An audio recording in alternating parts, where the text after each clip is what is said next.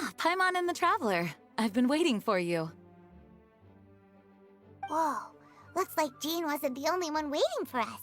Klee and Kaya are here too. Oh, it's Paimon and Miss Honorary Knight. It's been so long. Ah, look who it is. You've caught me completely off guard this time. But then again, it's always a pleasant surprise when you two show up. Guess we were so excited to see Jean again that we forgot to knock. I hope we didn't startle anyone. Wait a sec. You weren't talking about anything that we're not supposed to hear, were you? Hey, stop pretending like we're doing food deliveries. It's been a while since we last met, but I can see you two haven't changed one bit. Don't worry, we weren't discussing anything confidential. In fact, we were just talking about you. Maybe we should let the star of the story explain it in their own words. Yeah! Let me tell it! Let me tell it! A few days ago, I was reading Todoko Tales in the solitary confinement room when all of a sudden, whoosh! A letter came flying in through the window. Flying through the window? How does the letter fly? Like a bird does. It was flapping its wings. It could even talk. It said, well, it was a bunch of stuff I didn't understand. You couldn't understand? Then it must have been talking about how to avoid solitary confinement.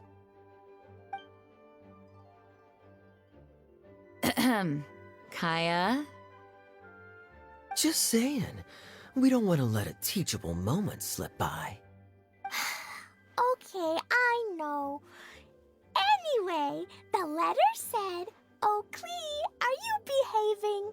I see you've wound up in the solitary confinement room again." Sorry about that. Mommy is busy these days and can't take you out to play. But there's good news. I have a friend who has very kindly invited you to visit her. Oh, so the letter's from Alice. In principle, yes. But the issue is that Alice's friend lives quite far from here. The letter says that Mom's friend lives in Sumeru. The Knights of Favonius could never agree to send Klee off to Sumeru on her own, but Klee is rather intent on taking Alice's friend up on this invitation. Yeah, I really want to go. You see? So we were wondering, who can we send with her on the journey? Preferably someone who's a reliable hero and with a history of saving Mondstadt. Oh, so that's why you wanted to see us. I do apologize, but Klee gets along with you so well. We couldn't think of a more suitable choice. Sure, we can do that, no problem, right? Can you really, Miss Honorary Knight? Yay! With Miss Honorary Knight around, Klee's not afraid of anything! See? I told you that she'd agree. In that case, we'll leave Klee in the trusty hands of the Traveler. And you too, Kaya. You should join them. I noticed you quietly completed that backlog of paperwork we had. You deserve the chance to unwind a little. Oh, so you noticed. Well then, I suppose I have no reason to refuse. Great! Things will go even more smoothly with Kaya around. Still, Sumeru is pretty far. It's gonna be a long journey. Don't worry, Mom's letter had a magic invite inside.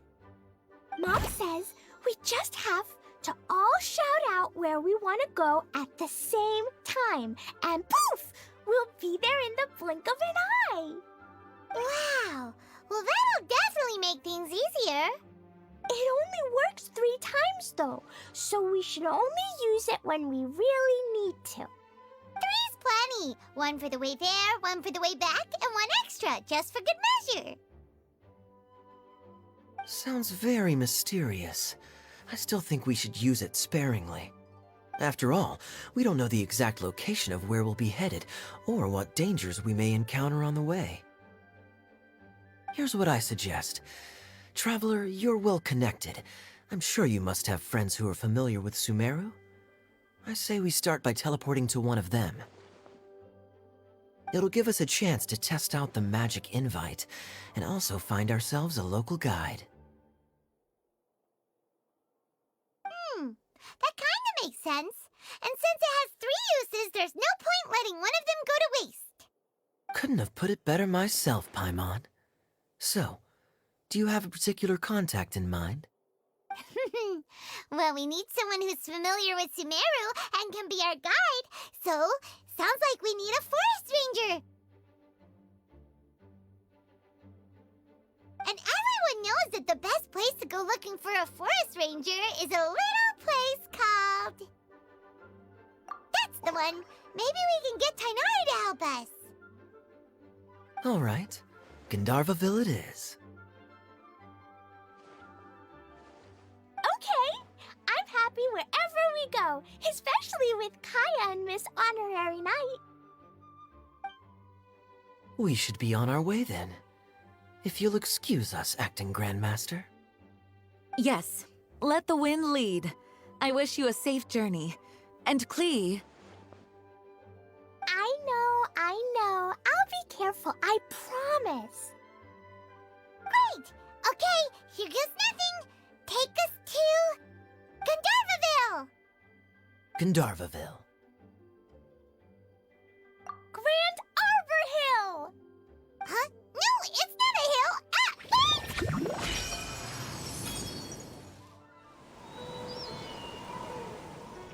Whew! We made it. Paimon was sure we were about to end up someplace super weird. Sorry, it was an accident. It's okay, Klee. Good news is this magic invite really does work. Fascinating. One moment we're in Mondstadt, the next we're in Sumeru. So this is where Mom's friend lives? Wow, there are so many big flowers. Oh, and jumping mushrooms. Oh, you ain't seen nothing yet. Sumeru's full of strange stuff like this. Like, Oh, yeah. Paimon was pretty creeped out the first time we saw one of those. Listen carefully, Klee. Those jumping mushrooms are called fungi. They may look cute, but if you get too close to one, it'll try to hit you with its cap. Really? Okay, well, I'll hit it back with my cap. And then I'll hit it with the hood on my jacket, too. I'll definitely win if it's 2 hats against 1. As long as playing with hats doesn't escalate to playing with bombs. But Klee's our friend, so we should be able to convince her to keep this trip explosion-free. Right? Uh-huh. I'll be extra careful not to blow anything up. I mean, I'll try my best. Aw, that's very good of you, Klee. You're being very grown up today. Yep, I'm super grown up. I'm already the Spark Knight. Okay, Spark Knight. Well, keep up the good work, because very soon we'll be introducing you to a friend of ours called Tainari in Gandharvaville. I've definitely heard the other forest rangers mention somebody dressed like that before. I see. Then it looks like my suspicions are correct. Hmm? Who do we have here? Traveler and Paimon! Huh? Oh, Kaya and Klee are here too! Hi, Kale. It's been ages. Kale, Yua! What are you two doing here? Well, that question's really more for Yua. What a coincidence. I didn't expect to run into a fellow Favonian captain this far from Mondstadt. How's the vacation going? Seriously? Bring the whole crew, why don't you? Is it just Paimon, or because you would not look particularly thrilled right now. Oh, cool! Great idea! Let's go! If you're trying to accommodate me, there must be some misunderstanding. I'm fine. There's nothing embarrassing about running into colleagues in the wild. But earlier you were... Great. Well, I'm sure there's a fascinating reason behind why you're all the way out here in Sumeru. Do share it with us.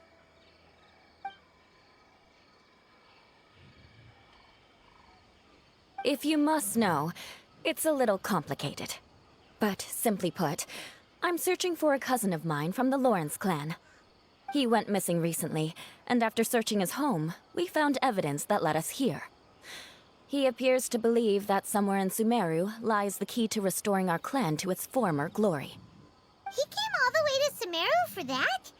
What was he going to do? Enroll at the academia?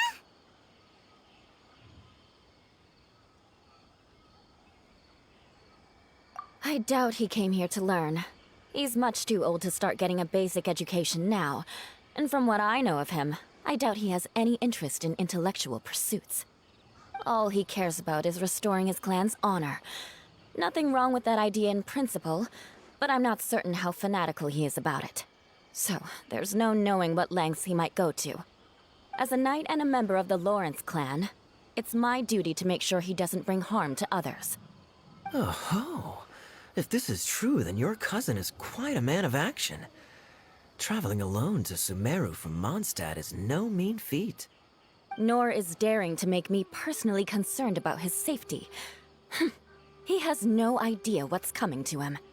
You know, underneath it all, Paimon thinks Eula's a really caring person. Yeah, she's the best! She brought me some moon pie last time. He is family, after all. Anyway, I will make sure to find him and escort him safely back to Mondstadt. Now, back to you. How and why did you all suddenly show up here? I'm afraid that could be tricky. Master Tighnari is still at Partis the Eye delivering his lectures. He isn't due back for a while. But I think I'll be able to help out. The description in the invitation letter is vague, but I'm pretty sure it's hinting at somewhere in the desert. The desert? Does that mean Mom's friend is from the desert? I guess I'll call her Auntie Desert for now. I remember Mahamatra Sino once told me a strange rumor about that part of the desert. They say there's a secret domain there that can make all of your wishes come true. Wait. He said I should just call him Sino. I keep forgetting that. A domain that makes people's wishes come true. Wow. So is it true? Does it really exist? I probably would have believed it a few years ago. But now that I'm a little older and wiser, I think it makes sense to be more skeptical about things like this. This explains a lot. The domain could well be a myth, but he probably figured he had nothing to lose. If you intend to search for this place, then please allow me to join you. My cousin has quite a collection of books about Sumeru desert mythology on his shelves. I highly suspect that he, too, is looking for that domain. Can I come too? I think you might need me there. You'll definitely need a local guide while you're in Sumeru. And I think I have what it takes to be that person. Plus, it's a forest ranger's duty to bravely lend a helping hand to others in need. We have every confidence in your abilities, Kale. Our party grows bigger and stronger still. What say you to this, Captain Klee? I think it's super cool! I read in a storybook that on your own you can only have a drop of happiness, but in a group you have a whole ocean. So I'm sure Mom's friend will be super happy if I show up to visit and bring a whole bunch of friends with me. That's the spirit. In that case, let's get the magic invite to take us there.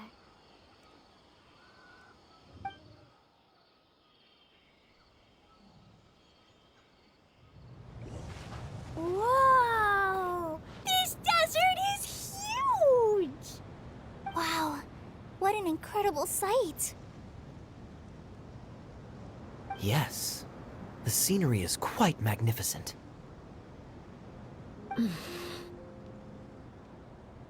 Are you okay, Eula?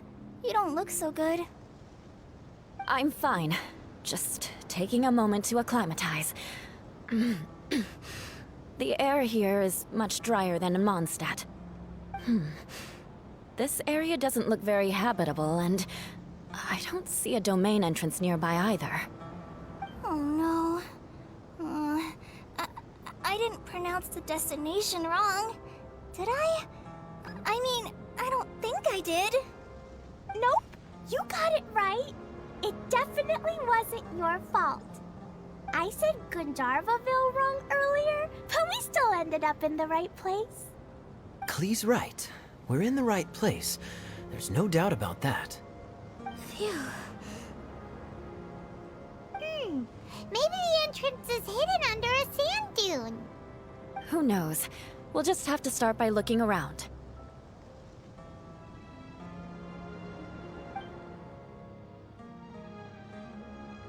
Oh, Paimon's so tired and so thirsty. We should have found something by now. Unless there's a problem with the magic invite. Huh? How could that happen? Uh-oh. Did I break it by accident? But I didn't do anything. Todoko will back me up. I'm innocent. It's definitely not your fault, Klee. See? Not even a wrinkle on it. Does Miss Honorary Knight have an idea? Ah, Paimon knows where you're going with this. Interesting approach. Assuming we're right about this magic invite. That is to say, if it was sent from within the domain, the invite likely has some sort of connection to it. Oh, I get it now. Plus, I know a super special trick we can use. What kind of trick? Can you teach it to us too? Of course! Mom said that if I ever need help, I just need to shout this out loud. Magic invite, Klee needs your aid. Do something now, so Klee's not afraid. Look, something flew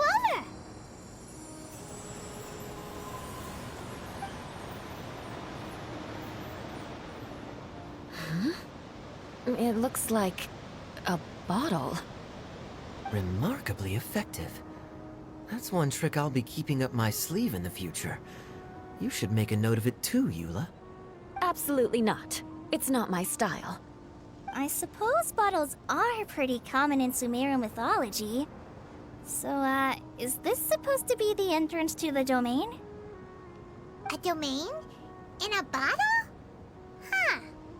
Well, if there's one thing we learned in Liyue, it's never judge a domain by its cover. Guess there's one way to find out if this really is the way in.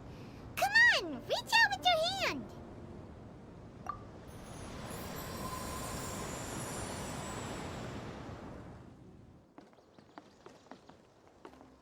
Look! There's a huge garden here.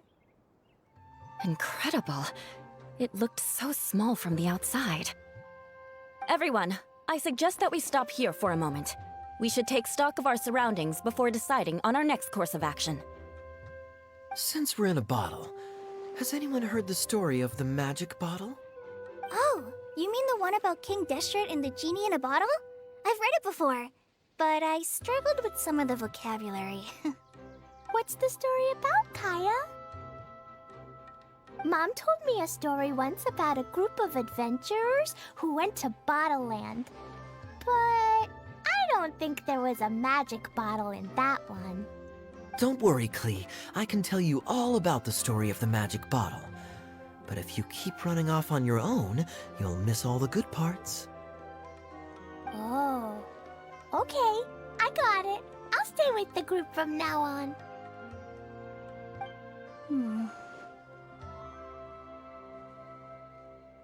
You sense it too, don't you, Kale? Something's not quite right. Yeah, the scenery here is beautiful, but it's too quiet. And there's no sign of Klee's Auntie Desert here anywhere. Maybe Auntie Desert lives way further down inside. This place is super big, just like Fischl's Immer Nachtreich. We still have a long way to go. Guess we won't know until we get there. Let's keep going. Hopefully we'll meet her soon. Wow, it's a big ball of water. I wonder what it feels like. Can I touch it? It's so big that we could probably pass straight through it. That's so scary! Stop giving Paimon the heebie-jeebies! Let's not touch it for now. We still don't know enough about our environment. But we can't just do nothing at all, because then nothing at all will happen. I have a feeling that this could be the core that sustains this entire bottle domain. In which case, the moment we touch it, this place will instantly revert to its original size, with all of us still inside. Yikes! Okay. Paimon won't touch it. Jeez. Kaya, are we really gonna get squished inside a bottle? Of course not, Klee. I'm sure the real core of this domain is hidden away in a very safe place. Somewhere like... over there, for example. I was so nervous that I didn't notice that big wheel at all. Wait, who goes there?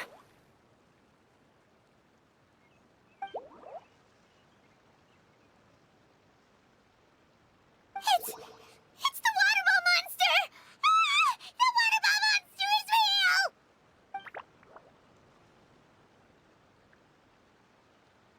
It doesn't seem hostile.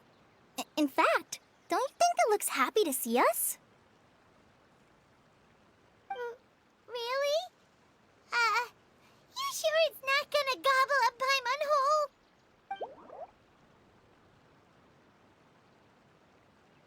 I don't think it's hungry.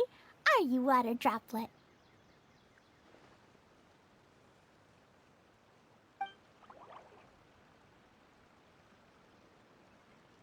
Oh dear. I don't know about anyone else, but I'm not understanding a word of this.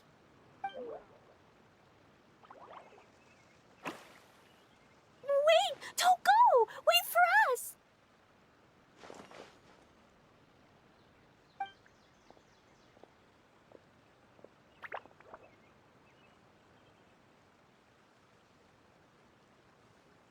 Why'd it stop? Maybe it can understand us after all. Oh, I get it now. It's leading the way for us, just like the cats in Mondstadt. Like the cats? How so? When you're walking around in Mondstadt City, sometimes a cat will show up on the side of the road. It'll walk ahead of you for a while, and if you're curious enough to follow it, you'll soon find yourself in front of a fine establishment called... Exactly. So let's see where this water droplet takes us. It could be interesting.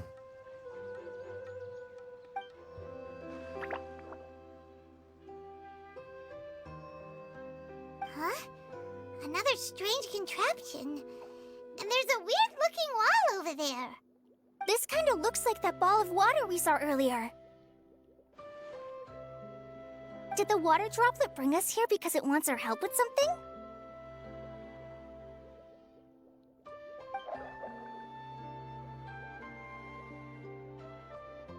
What? Your friend is trapped in the wall?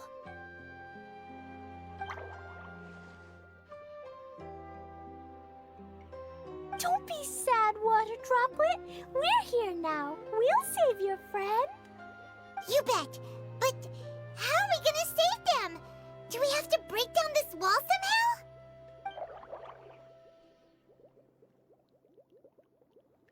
Nope, we can't do that. No breaking the wall. Do we need to find a key of some sort then?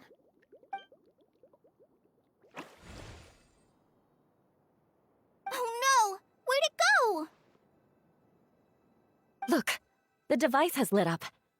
And it's projecting images onto the wall.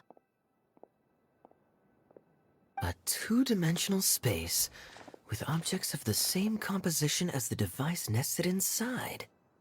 Yep, what Kaya said, and that's where its friend is. But how exactly do we enter the image on the wall?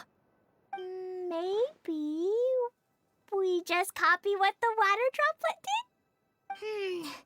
But what does that mean? Hold on, I think Klee's onto something. Since the water droplet appears to be the key that activated the mechanism, we may be able to follow it inside simply by touching the device. The principle is no different than how we entered this bottle domain. Fair enough.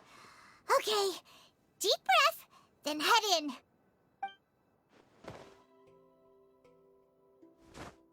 Whoa! You really entered the wall! Wow, another water droplet just came out from the wall!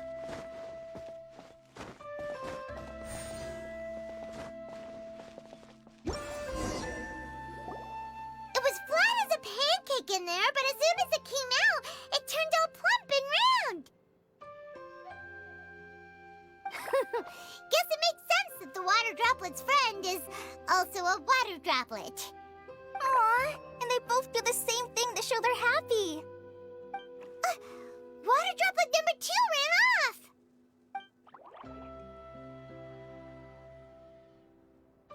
It's saying thank you, Miss Honorary Knight. That was a huge help. Traveler, how do you feel after entering that two-dimensional space? Any physical side effects? You sure seem fine to Paimon. Well, I'm just glad that you're okay. Good thing you is here to look out for everyone. Can't say the same for you though, Kaya. You were pretty quick to send the traveler inside. Hey now, I only suggested that because I was confident that the traveler would be fine. Water droplet, is there anyone else here besides you and your friend?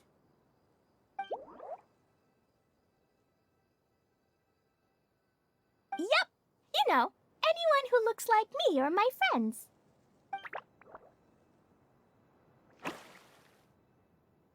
Oh, it ran off again. Hopefully this is a good sign. Amazing. Come on, let's follow it.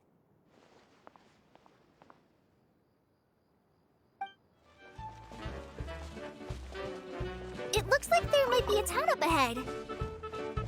Huh. Maybe more people live in this domain than we thought. And maybe that's where Auntie Desert lives. Itia, the situation is now critical. Our window of opportunity to fix this is rapidly closing. I'm sure you've noticed just how much things have deteriorated in recent days. But even so... This is your home. Are you really going to let everything fall to pieces? Well, I live here, but it doesn't actually belong to me. Huh? Paimon knows that voice. Anyone else who comes into this domain in the future will take one look at the ruins before them and conclude that this place was abandoned years ago. But just imagine how different things could be if you maintain this domain in perfect condition. Whoever sets foot inside would witness a magical wonderland. How miraculous it would feel to them to find such unimaginable beauty in the middle of a lifeless desert. Oh, you're right, General. Truly, but... Act now while you still can. You have to stand up to this and break free from your despair. The most important thing is to have no regrets in the end. Well, no one chooses to have regrets, do they? But I take your point. I'll try my best to stop running away. But the question remains of where to begin. Paimon's figured out who it is. Is it Miss Honorary Knight's friend from a faraway land? A divine priestess? What's that? Is it a kind of mage?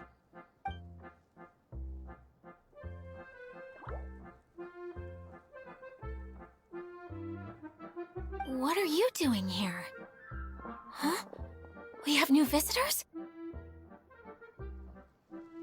Greetings, everyone. This is the Valurium Mirage, and I'm the caretaker, Adia. I'm so sorry that you have to see this domain in its current state of disarray. We are actively working on repairs, and everything will be back to normal shortly. I hope. Greetings, everyone.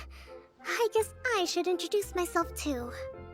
It's all right. Just leave the introductions to me. I kinda wanted to say hello in my own way. But no harm done. I guess I'll let her do the honors. This lady is a visitor to the domain, just like yourselves. She is a formidable military general. Have any of you heard of Inazuma's Onmyo Chamber? The, what chamber? Onmyo Chamber. It's an elite training academy for gifted students of Onmyodo. Practitioners are divided into 4 classes, A through D, and assigned the power of Shikigami based on their mastery of the art. Wait. This lady famously led the Class D underdogs to victory against the Class A favorites in the final mock campaign before graduation. An astonishing feat that few in the history of the Academy have ever achieved. Hence, formidable general is no exaggeration. Isn't that right, General? What's wrong?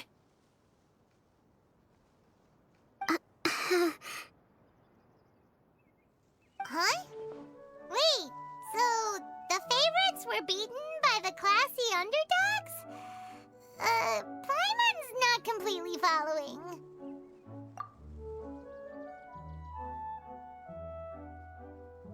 That doesn't sound like the divine priestess Miss Honorary Knight was talking about.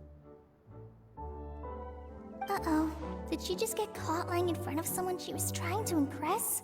Or maybe she uses a different identity in her private life, and this is the first time her friends are learning about it. Seems kind of embarrassing, but also kind of cool. I guess having someone else to introduce you is a good way to make an impression. Maybe I'd fit in better with everyone if I had a title too.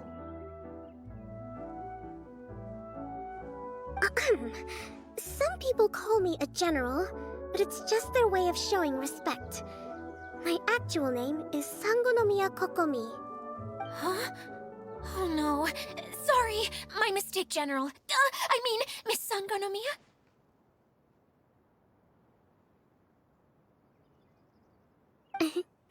Call me whatever you like, Idia.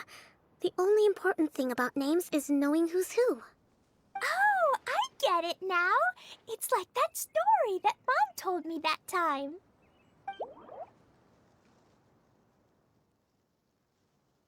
Klee can explain. So basically, in the story, a big group of people go on an adventure to Bottleland. One of them's called the King, and some of them are called Knights. So, Miss Sangonomiya must be the super smart one who solves all the problems in the story. What's that one called again? Perhaps a sage? Indeed. Wisdom is an important attribute found in military generals. Okay, well, I'll just call you that. Miss General it is. Fine by me. Sounds really cute, coming from you. At least, cuter than my pen name, that's for sure. Well then, how should I address the rest of you? How could I ever forget you? But what about these esteemed ladies and gentlemen accompanying you? I'd be delighted if you could introduce me to them too. Wait, Klee wants a title too. Okay, got it. Klee wants to be a mage, the kind that flies around everywhere. Da-da-da! Whoosh! Kaya can be the master thief. Miss Honorary Knight can be... the knight. And Paimon will be the fairy who follows the knight everywhere. Master Thief, huh? I did like playing pirates as a child, so I suppose this is an apt role for me. And I must admit, The master part is a nice touch. Hold on a second. Are you saying the position of knight is now filled? Eula can be the sword master who can cut through anything and also gets to wear a super sparkly cape. That's more like it. And Kale can be, the healer.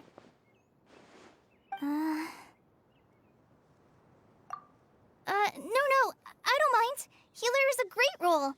I just don't know if I'm qualified to be one. Whenever I'm thinking of titles for myself, I usually imagine myself as an adventurer or musician. I never thought I could be a healer. I mean, it feels like it should be Master Tainari's role, if anyone's. Don't worry, Kale. You'll be the bestest healer ever. You don't talk much, but you're very kind, just like the healers in Mom's stories. You'll do fine. I heard you're good with bandages. You can patch up a wound, can't you? I can pitch a tent. Maybe you heard wrong? But I'll do my best. It's my first day filling in for Master Tainari, but hopefully it's the first of many. This is a great idea. Once a new visitor arrives, they can assume a new identity, then add in some role-playing. Oh, we can't leave you out, Miss Adia. There are lots of characters in Mom's stories, but you don't remind me of any of them. That's perfectly okay. I already have a role here anyway, remember? I'm the caretaker. I got it! This wasn't in any of the stories, but you can be the mascot. Mascot? Klee, maybe you could think up an even better role for Miss Adia. A mascot, you say? Isn't that a character that doesn't have to actually do anything and sits around letting everyone else do all the important work? Incredible. You've seen right through me. Sounds like the idea of being lazy is pretty exciting to her. The mascot serves to maintain troop morale, Adia. Don't underestimate your role. Ah, all right. I'll be the mascot then.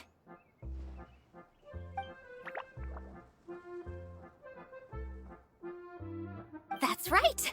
Thank you for bringing these new friends here safely. You can go off and play now. Thanks, Water Droplet. See ya!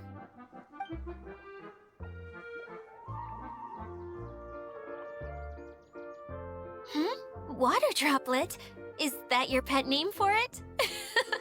I suppose it's as accurate a nickname as any. We keep getting sidetracked, but I believe you were saying something about being in a difficult predicament. Is something wrong with the Valyria Mirage? Oh, yes, about that. I'm afraid the entire domain has recently sustained some significant damage. It was as if the whole world was suddenly flipped upside down. A few components went missing from the core, which sustains the domain, and the impact cascaded out from there. Needless to say, many things in the Valyria Mirage have now stopped working. Just days after I agreed to let my friend's daughter come and visit too. When she gets here and sees the state this place is in... Oh, so you're Mom's friend? Hi, Auntie Desert. I'm Klee. Here, I brought the magic invite, see? Huh? Wait, so you're... Look how dilated her pupils are. She must be very surprised. Yeah, and not in a good way. Mom's the one who sent me here. She's the strongest mage ever. She said that her friend lives in the desert. You live in the desert, so that must be you. Right, Auntie Desert? Ah, I see. So being a mage runs in the family. You're Alice's daughter! Oh, I just want the ground to swallow me up right now! Wait, that's it! I'll hide myself away in the core of the domain! Hide there until this all blows over! See you all in 100 years! Adia's really going through it. She's like a shriveled little forest fungus, hanging its head in shame. Kale? That's a harsh analogy. Where'd all that come from? Don't worry, Auntie Desert. Klee's here to help you. And all my friends will help too. Just take a deep breath. And then another deep breath. And all your worries will fly away. Yeah, don't you worry. Lady Fix-a-Lot over here has a good track record with this kind of thing. Well, I'm useless, but it looks like that won't matter with all you capable people around. Fantastic. Don't put yourself down, Adia. You're great too. Thanks for your encouragement. Anyway, for the time being, please talk amongst yourselves. That'll give me some time to think things through and maybe make a start on, delegating. Who else has visited the Valoria Mirage recently? There was someone from the academia who came not long ago. A Kasharawar scholar. Blonde hair. Architect, I think. He was a huge help and redesigned many of the buildings here. Although he was always grumbling to himself, he was extremely diligent in his work. What a kind person. I could tell that was a sensitive soul. A lot like me. Sorry. Please pretend you didn't hear that. I'm, of course, a very strong and resilient person. After him, an aristocrat from Mondstadt showed up, then Miss Sangonomiya.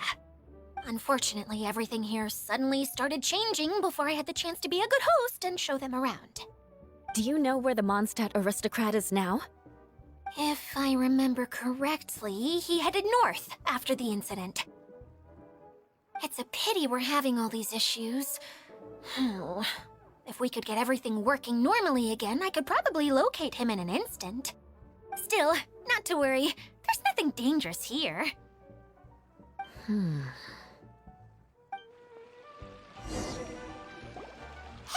Adia, you got an update for us? We've all caught up with each other.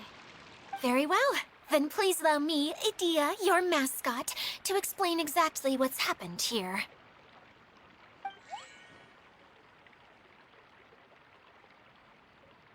Basically, this entire domain is powered by a device called the Central Hub, which you all saw earlier. But following a major incident, several key components from the Central Hub came loose and went flying.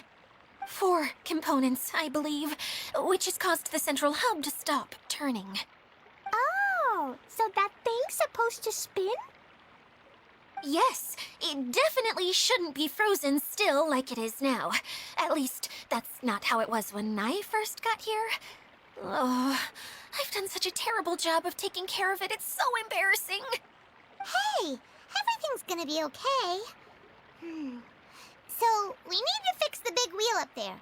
And to do that, we need to find the missing parts. Right. I do know where one of the parts is. It landed not too far away. But the rest all landed in different areas. I'm afraid you'll have to go and look for those.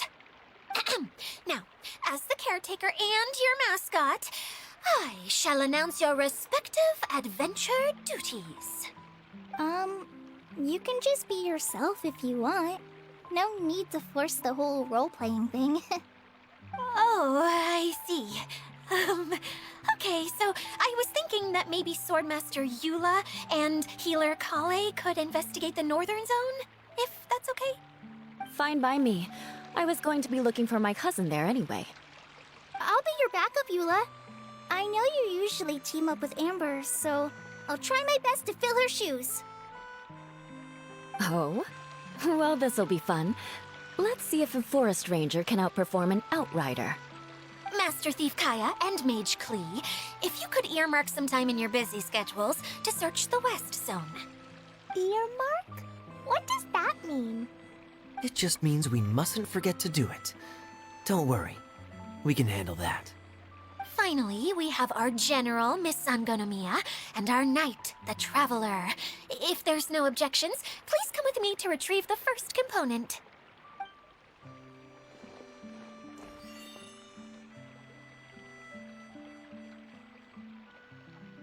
All right, well, if anyone finds anything, come back here and we'll regroup. Please take care while you're out on the road and look after each other. especially our little mage here. You got it. I'll take extra special care of Kaya. I'll be on my best behavior. Okay, we'll leave it there for now. You two, please follow me.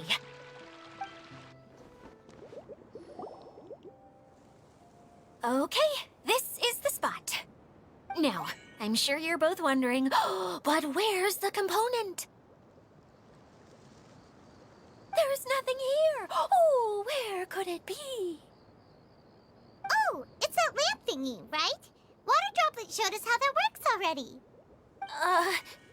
Yes, that's the one. There goes my big introduction.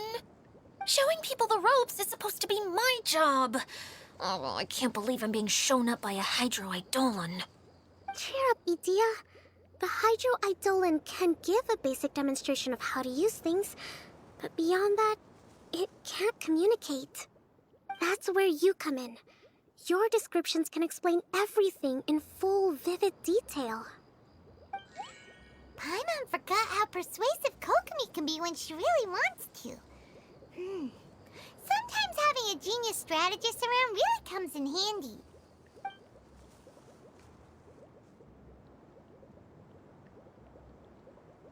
Oh, well, if you put it that way. Well then, just pretend like you've never seen it before, and I'll tell you all about it. This is called the streaming projector.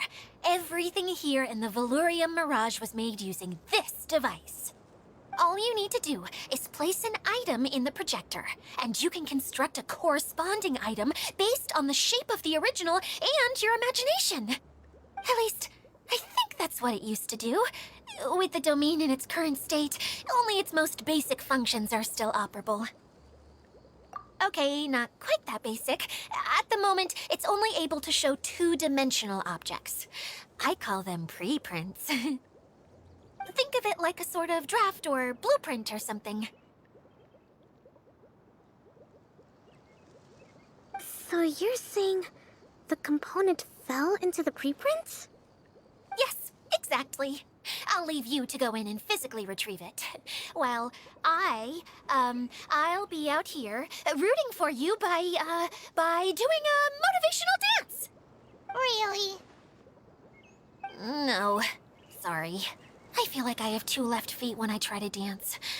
I guess I'll just find a place nearby to sit and wait patiently for you. Hey, come on! Cheer up! We'll handle everything from here! What is this thing anyway? Some kind of gear? And why is it so small? It doesn't look like it belongs in that huge wheel. It's hard to explain, but I assure you that it's definitely one of the components. So that leaves 3 more components missing. Every journey begins with a first step. I think we're off to a good start, and things should keep going smoothly from here. You really think so? I suppose you're right. She did manage to defeat Class A at the Onmyo Chamber, after all. You don't need to keep bringing that up. Anyway, thank you for all your help. I'll take this and start trying to repair the central hub. You two may as well head back to town. Oh, why am I so clumsy? Once again, I was no help at all. The least I can do is try and handle the actual repairs.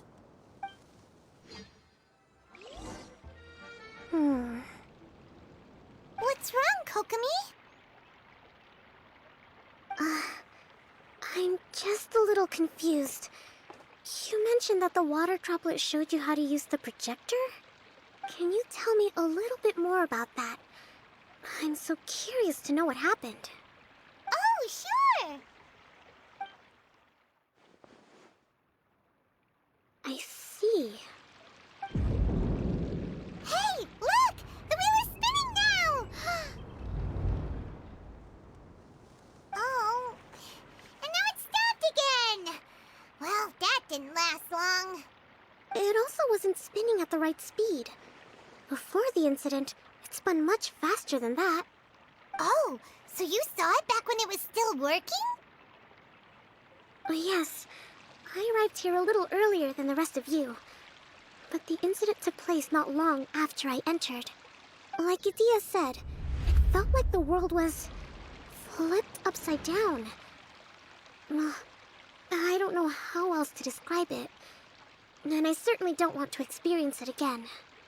No, it's no use. Seems it won't run until all the missing components are returned. For a moment there, when it started turning, I got excited. I thought that maybe the hub can work just fine without the other three. Wishful thinking is only going to lead to disappointment, Idia. Let's stick to the plan. We'll get there. Hey! Miss Honorary Knight and Miss General are here. Oh, and our mascot. You beat us! I was sure we were gonna be the first ones back. Hey, how'd it go? Impressive. I doubt you'd find many other knights of such caliber even among the Knights of Favonius. How about our master thief and mage? Did you find anything? You bet! We made a huge discovery. The place we were trying to get to was blocked off. We couldn't see anything past it, and there was no way around. But then, just now, a huge canyon appeared out of nowhere, so we hurried back here. It appeared just now? Come and see, Miss Honorary Knight. Let's go on a canyon adventure.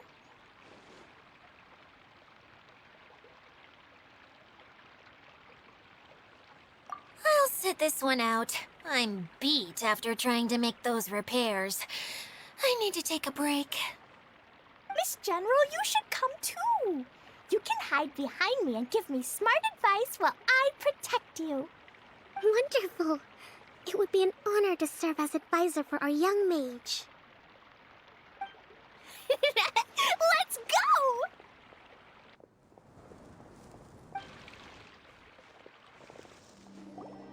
Here it is! Here it is! See? This canyon wasn't here before. Just before the canyon appeared, I heard a faint sound, like something mechanical turning. Ka-chuck, ka-chuck, ka-chuck. Could it have been the central hub? That would mean this canyon appeared after it started spinning. Hey, you, oh. New guys, huh? Oh, hey! Paimon didn't realize anyone else besides Adia lived here. You actually saw her? She's barely shown her face since everything started falling apart here. Excuse me for asking, but who are you? Oh, right. I didn't introduce myself. I'm Ferdinand. Me and my brothers look after this whole zone.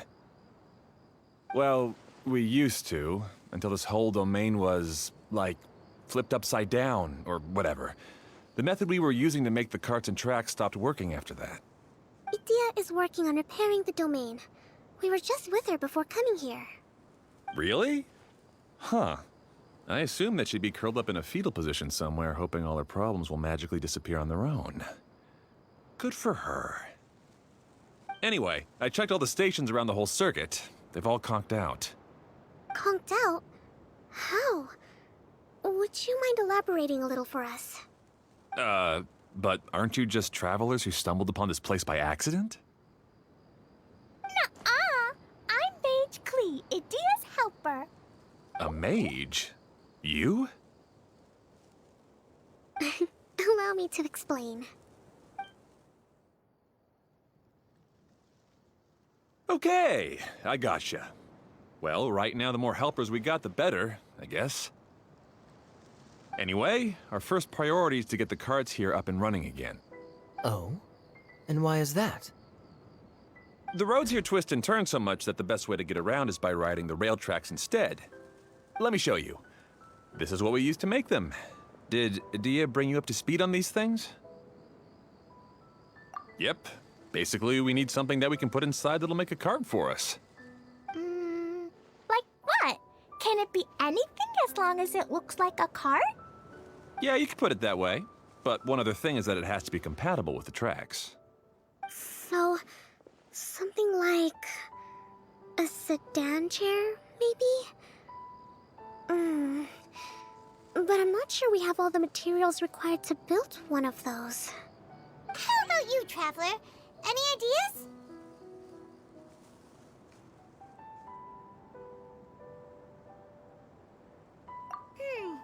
That would solve the issue of materials. Wood's no good. A rickety wooden cart would be too dangerous. Really? Hey everyone, come and see what Klee made. Ta-da! Look, I made a cart. Wow! Amazing work, Klee! Whoa! It fits the track like a glove, too. Plus, it's a heck of a lot cuter than the ones Adia made. I just wanted to give it a try, and suddenly, boom! There it was! Paimon's gotta ask, what exactly did you make your cart from, Klee? I used Jumpy Dumpty.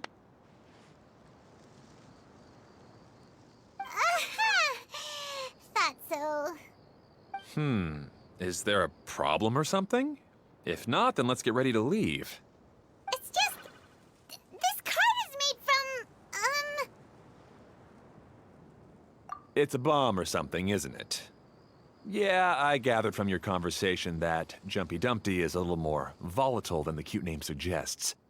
It's okay, though, because the end product only takes on the general look of the source material. So to be more specific, while different materials have different properties, most of them aren't transferred to, It's okay! No need to delve into the theoretical stuff. Paimon just wanted to make sure we aren't about to end up like the, flying fish of Starfell Lake. Huh? Can we ride the cart now? In a moment. We need a hydroidolin to power it up first.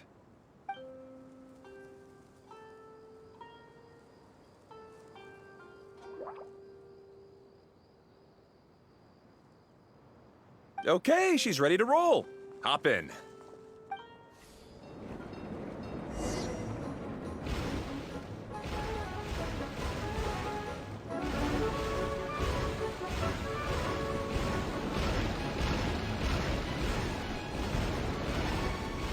Whoa! This cart is fast! Chugga chugga chugga choo! Woo woo! Yeah! I'm gonna call it the choo-choo cart! The track is damaged up ahead. We need to make some repairs before we can go any further. Yep, looks like it's all reverted to a preprint state here. Do you know why that happened? Everything in this domain starts as a preprint and only takes shape after being illuminated by the streaming projector. But the hydroidolin that forms the tracks here has been trapped in the print. So someone needs to go into the preprint and rescue the hydroidolin, right? But the projector here is sealed off by a giant bubble! That's the hydroidolin's way of protecting the device from damage. If the streaming projector broke, then we'd be seriously stuck. Aha! So for step one, we need water droplet to help!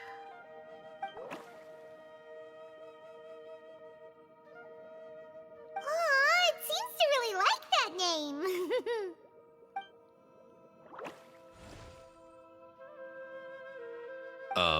Any volunteers for step two? Leave that to us! We know what to do!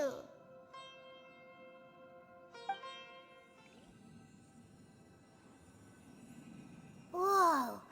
Water droplet just transformed into some new tracks! Good. Let's keep going then. Oh! There's another spinny thing here! It's so big! But, not as big as the one we saw in the middle of this place. That one was huge. I bet it's something super important. I remember what Kaya said earlier. Very good, Klee! You're using what you saw earlier to make observations, like a real adventurer! It appears to be a system that rotates to switch tracks. That's right. Originally, all you had to do was flip this switch and the junction would rotate. But it seems Jeremy still hasn't fixed it yet. He sure talks big, but when it comes to actually getting things done... Is this Jeremy you mentioned one of your brothers? Yeah. When I talked to him about repairing the tracks, I suggested we start with the station, but he said we should start at the junction. Really, it made no difference which one we started with, but he just had to turn it into a huge argument. He always treats me like I'm a fool and disagrees with anything I say. Let's see what he has to say now that I've already fixed the tracks. If you ask me, you're clearly a sharp person, Ferdinand. Yes, finally someone who can recognize that, rather than just shrugging off my ideas. Come on, let's make our way to the junction and see what he's up to. I bet he's still fretting over what to do. Everything will get better once we get the switcher working again. Still stuck here just as I expected. Well, did you make any progress? Didn't I already tell you? Just have the hydroidolins fix the junction and then make a new cart. After that, we can use the junction to... Wait a minute, how did you get here? It took a lot of effort for me to climb all the way up here. The answer is standing right in front of you. Yeah, sure. Those travelers must have helped you. You never get anything done on your own. You always get someone else's help and then try to take the credit for yourself. You're one to talk. What have you managed to accomplish, huh? You were here just moping around all day. Whoa. They started arguing the moment they saw each other. But aren't they supposed to be brothers? Me? His brother? Hardly. All right, Jeremy. That's enough. Fine. I'd rather be focusing my efforts on fixing the track switch rather than arguing anyway. You should calm down too, Ferdinand. Let's all focus on the situation at hand. Any personal problems can be settled later. Fine.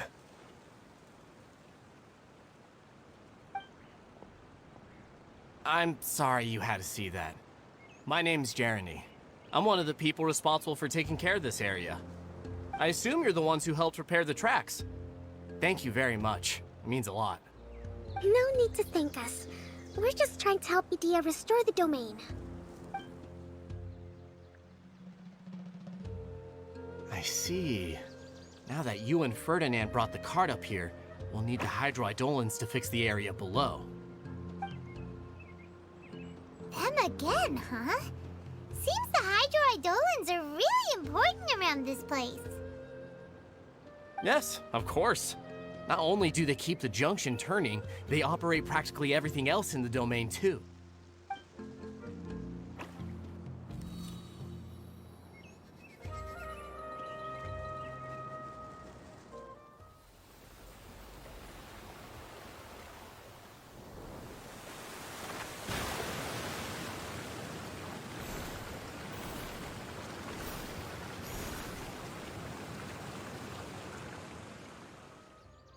All right. Seems most of the tracks and junctions have been repaired now. Yep. So maybe it's time you give credit where credit is due, What? You think you deserve the credit? If anything, we should be thanking these travelers. You... Well, either way, you're not the one getting any credit. You're always quick to criticize my ideas and push your own, but you never actually get anything done. And what about you? Don't forget it was Hado and I who took care of the mess that one time you impulsively tried one of your brilliant ideas. Speaking of Hado, wasn't he with you? I left early this morning. I assumed he'd be with you.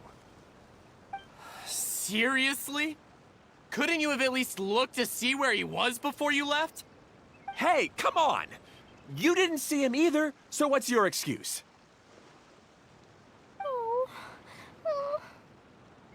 Klee?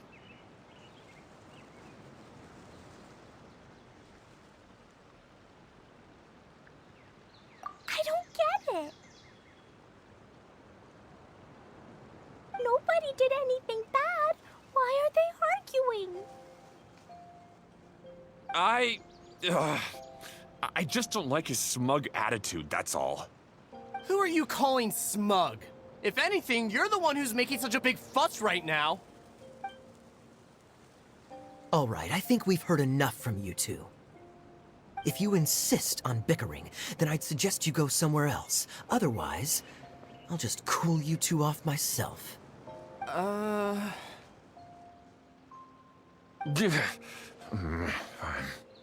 Now, come with me. I'd like to have a word with you. Phew. Don't be upset, Klee. There are many complicated situations in this world which don't always have a logical explanation. As a passing traveler here, it's not my place to comment on their disputes. But in my experience, family issues can be the toughest to resolve. Seems you don't like dealing with this kind of thing either, Kokomi. But it's still not right. I don't know how to explain my feelings. I'm sorry. We've calmed down. We shouldn't argue in front of a child like that. We're sorry, Klee. It's okay. Back to the topic at hand. Weren't you about to go look for your brother Hado? Ah, right. Our best guess is he's somewhere around the torrential twister. We would have to use the junction to send the cart to another area. Sorry to trouble you again, but would you help us find him? Oh, all right. Ah, I guess you had repaired the tracks and stations as soon as I saw a cart come zipping along.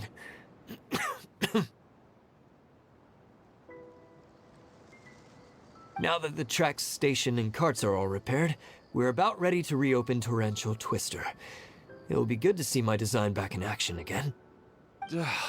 You're in no condition to be out running around like this, Hado. Yeah, but these are unusual circumstances. That's true, but you should stop to think things through. Exactly. If there's anything that needs to be done, you can just let Ferdinand and I take care of it. You and Ferdinand? Together? It would be a miracle for you two to do anything together without fighting. Hey, that's between Jeremy and me. No need to add fuel to the fire, okay? I'm not trying to make trouble. I'm just saying. Hey, Ferdinand? Oh, don't worry. We're not arguing, Klee. We're just, discussing some things. Are you and Jeremy worried about Hado? Why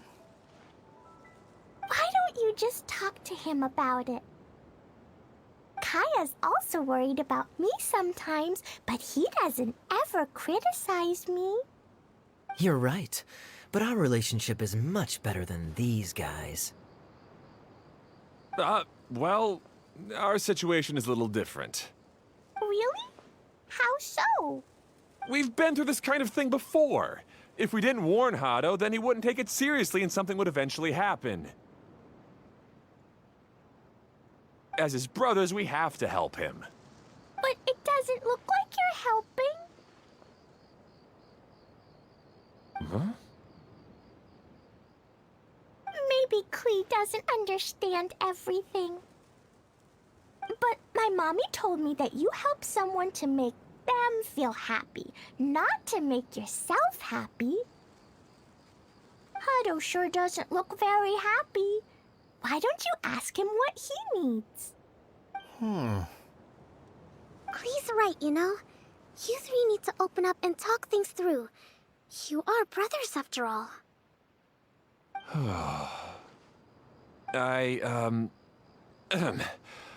I've always cared a lot about you, Hado. Just like when we were back in the desert. You suddenly passed out and Jeremy and I started arguing. Eventually, all three of us ended up in this domain. I'm just worried that something similar could happen again. If you were to pass out and with nobody around to help you... I know, but this domain is nowhere near as dangerous as the desert. I was thinking that if I could handle these problems myself, then you two wouldn't have to argue about anything. If it weren't for my poor health and lack of energy all the time, then I wouldn't have always been such a burden on you two. No need to feel guilty, Hado. This was our choice. The three of us love adventuring. No one is a burden on anyone. Isn't that why we came up with the idea for this area? I would do the thinking, Ferdinand would use his muscle, and you would... Draw the blueprints and build tracks. It'll be a safe way to see all kinds of amazing scenery. Yes, that was the plan. See? Doesn't it feel better just to get along? Hey, what are you trying to say? You make it sound like I've only been trying to talk myself up. The choo-choo cart is great, Ferdinand. Really?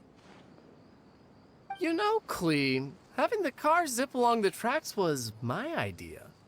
Yeah, what an amazing idea! You're so smart! Hey, Klee, do you want to ride even more fun carts? Yay! Let's ride more! Looks like all three of them are trying to win Klee's approval now. Klee hasn't realized it yet, but her innocent, childlike nature is very powerful. It can inspire and even help heal others. Hey, everyone. Please come with me. We need to get the hydroidolin in the cart to help us. Hado and I have double-checked everything. It's all operating safely. You can go for a ride now. Hold on a sec. Before we say goodbye, I have something I'd like to give you all. It's a rock climbing rope. We used it on our adventures to climb mountains and traverse many places. Huh? But doesn't it mean a lot to you? Are you sure you want to give it to us? Yes, of course. Please take it. Thanks to Klee and everyone else's help, we realized that there's a special bond that keeps us together. Even though it's invisible, it's even more important than rope. We can always hold on to it through tough situations. Huh? I helped? Yes, Klee. You are a big help. Even bigger than that huge thing in the middle of this place? Yes, much bigger. Wow, that's huge! I'm so happy. By the way, have you ever seen anything like the choo-choo cart in the outside world? Nope. Today was the first time I rode anything like it. Is that so? I guess I'm not surprised. Seems you won't find Torrential Twister anywhere else. Be sure to come back and ride the choo-choo carts again while you still have the chance. Yep, I will. That's so much fun! Klee can fly across the sky like a real mage now. Guess that sort of makes sense. Wait, but if being able to fly makes you a mage, what does that make Kaya, since he's here too?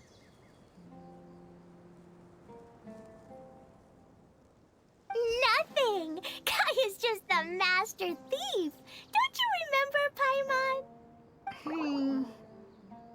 Oh, right. Guess it slipped Paimon's mind. Sorry to bother our young mage, but there's something a master thief would like to report. Do you still remember our mission? Uh-oh. I was having so much fun that I almost forgot.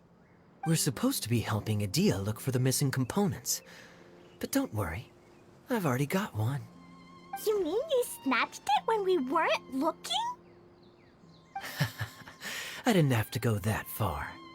In fact, the component we were searching for was actually that orange rope. If anything, you could say it came right into our hands at the right time. Let's head back and give it to Adia. Aw, do we really have to go? Okay. Even though I want to keep playing, I know Adia is really important. That's our wise mage. Don't worry. Tonight, you'll be able to see stars in the water and watch fish dance in the sky. Seems Kokomi's out of it after that ride. Her face is completely blank and her lip was trembling while she was speaking. Maybe we should have a rest for a while.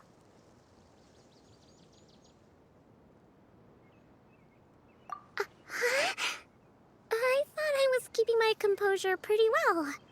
Don't worry, my mind is always spinning. I'm used to this. We should head back to Idea. How about we hold hands, Miss General? Klee will give you energy.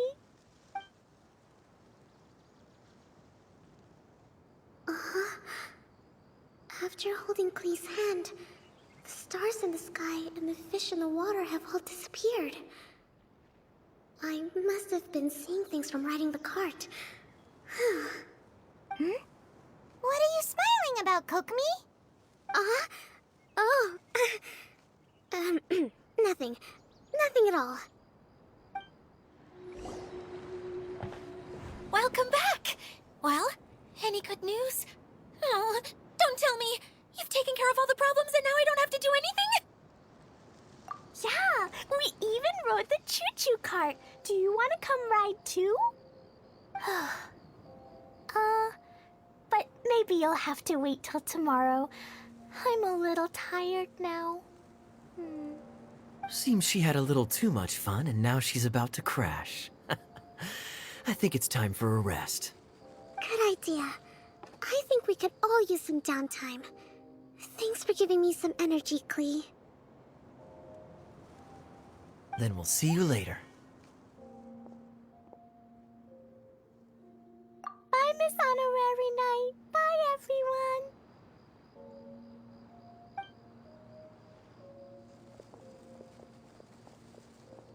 Well, it sounds like our young mage enjoyed herself.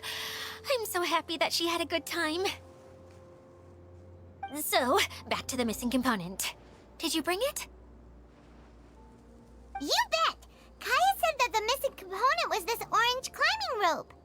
Ah, it just occurred to me that you probably ran into the three brothers while you were in the canyon.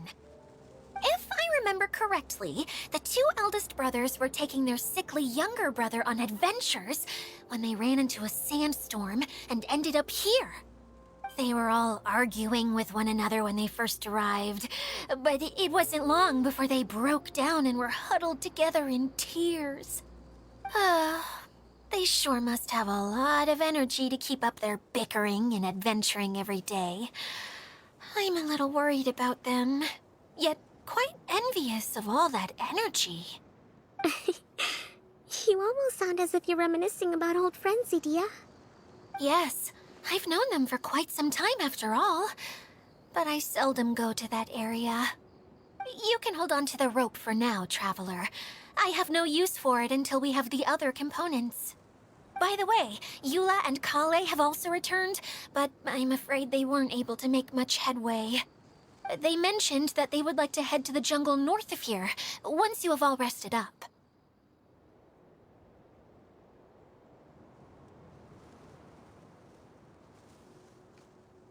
Now that I've told you everything, I'll go rest. I'll go and check on the situation in the remaining two areas. Do you need me to accompany you? Oh, no, it's all right. You've already accomplished a lot today. You should rest up.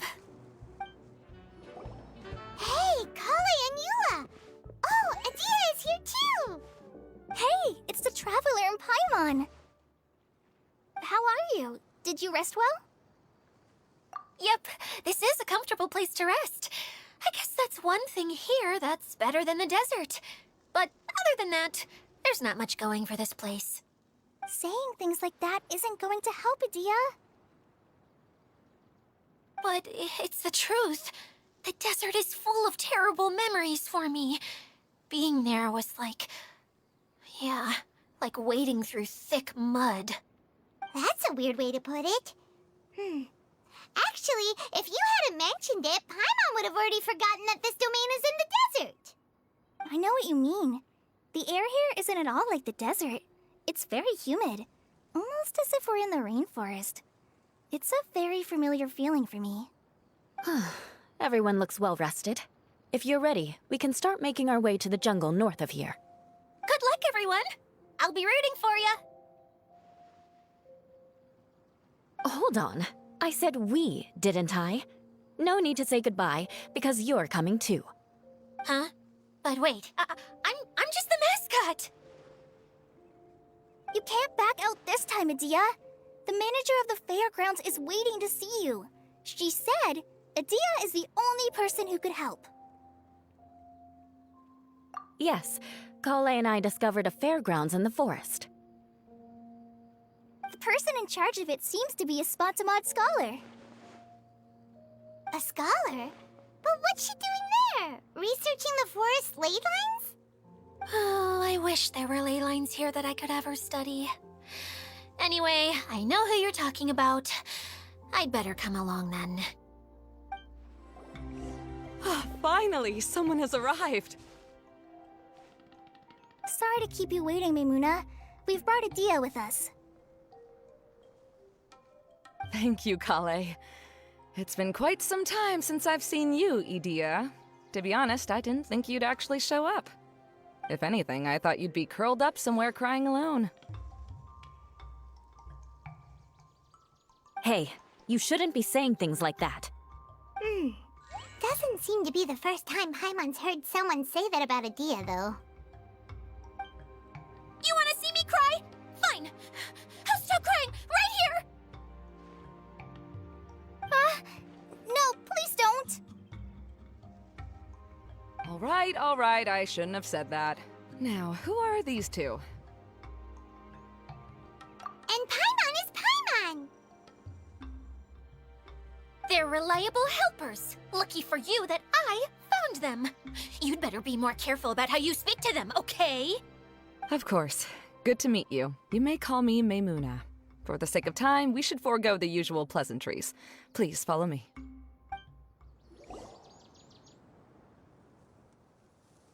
Wow!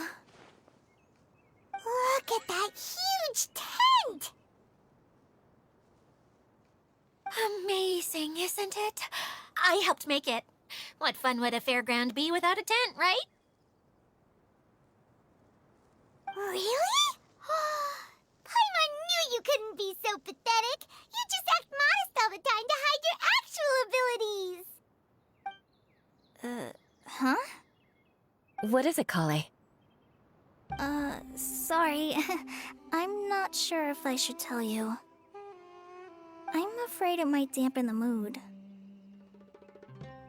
That's not important. Please, just speak your mind. Well, there are lots of vendor booths set up here, but there's no one running them. In fact, there's no one at this fair at all. It looks pretty deserted. The truth is, this used to be an exciting and bustling place. But just a few days ago, something happened, and it seemed like... Like, the world was suddenly flipped upside down? Yes, exactly. Something fell from the central hub into the tent and knocked down the crystal light that was hanging at the top. Oh, the crystal light. Mm-hmm. I remember a certain someone said that we should have beautiful lights to celebrate at a fair, and made us that crystal light. But once the light fell, the tent became a complete mess and the Hydro Eidolons were trapped inside. Just when I was at my wit's end, a man from the Lawrence clan came and offered his assistance. Wait, he offered to help you? Yes, and he refused to listen to any of my warnings. He just walked straight into the tent, and then... Yes? And then? Yeah! Don't leave us hanging here! What happened? And that's it. He became trapped inside along with the Hydro Eidolons. Oh no! We have to do something! We can't just leave him there, Maimuna! I know, but the situation inside might be more difficult than you think. You should mentally prepare yourselves. Just talking about it is a waste of time. Since we're already here, let's go and scout out the situation ourselves. All right, this way, please. There used to be a large stage inside, but after everything got shaken up, it seems the very nature of the entire place was altered. The lamps and crystal light that were hanging above have all fallen down, which makes repairs near impossible. Wait, so you mean it's difficult to move around in there? Yes, mainly because of the lights. Do any of you have experience being on stage? Once the stage lights turn on, everyone's attention is focused on you. I can't stand that feeling. Having everyone's attention focused solely on me would just make me feel terrible. Me too! I'm no good at speaking in front of people. And then to have everyone staring at you. Oh, just the thought of it makes me shudder. Sounds like you have some things you haven't been able to let go of yet. Please don't laugh. I'm trying my best to change that, but there are still some things I can't overcome. Like when there's a lot of people around, or when people are staring at me. No, there's nothing funny about that. And you know what? It's not a bad thing to care when other people are looking. That's my opinion anyway. Think about it. Only people who have high standards for themselves would worry about failing to meet others' expectations. You have many good qualities, Kale. I bet if you had to learn dance since childhood like myself, then you'd be an even better dancer than me. No way! That would be impossible. I can relate. I know exactly how she feels. Maybe we should find a time for you to learn with me. And one day, you will become an outstanding dancer too. By that time, you'll be so focused on performing your beautiful moves that you'll no longer worry about an audience watching you. Wow. Eula's so passionate about this that she's practically glowing now. Really? You do that? You wouldn't think I look stupid and secretly laugh at me, would you? You really think I'm that kind of person? Fine. Vengeance will be mine. Oh, no! Of course not. Alright, please teach me. Seems there's no need for me to warn you again. Anyway, you just need to open the curtain and you'll be able to see the stage. Hello? Is anyone here? If you can hear me, please help!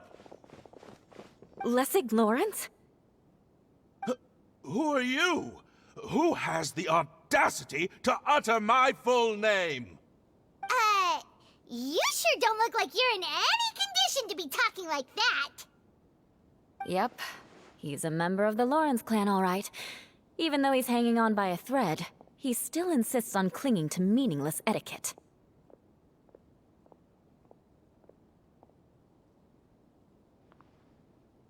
You.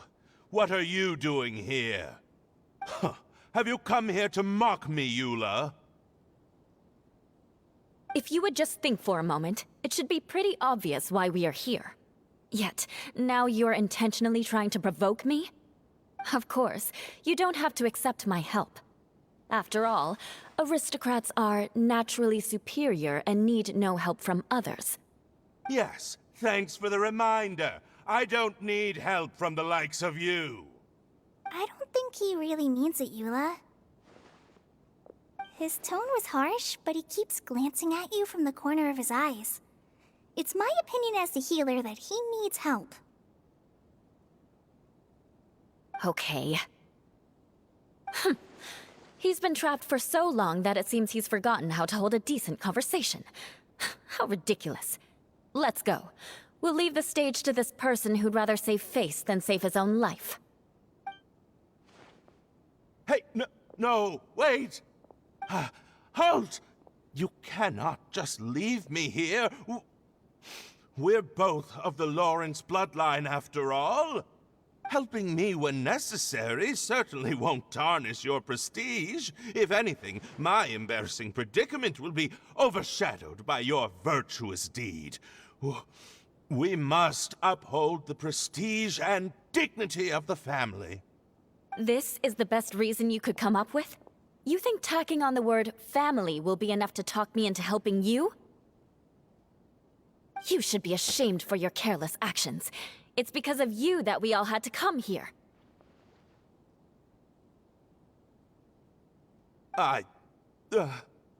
Seems everyone in the Lawrence clan is this way. They'll do anything to save face.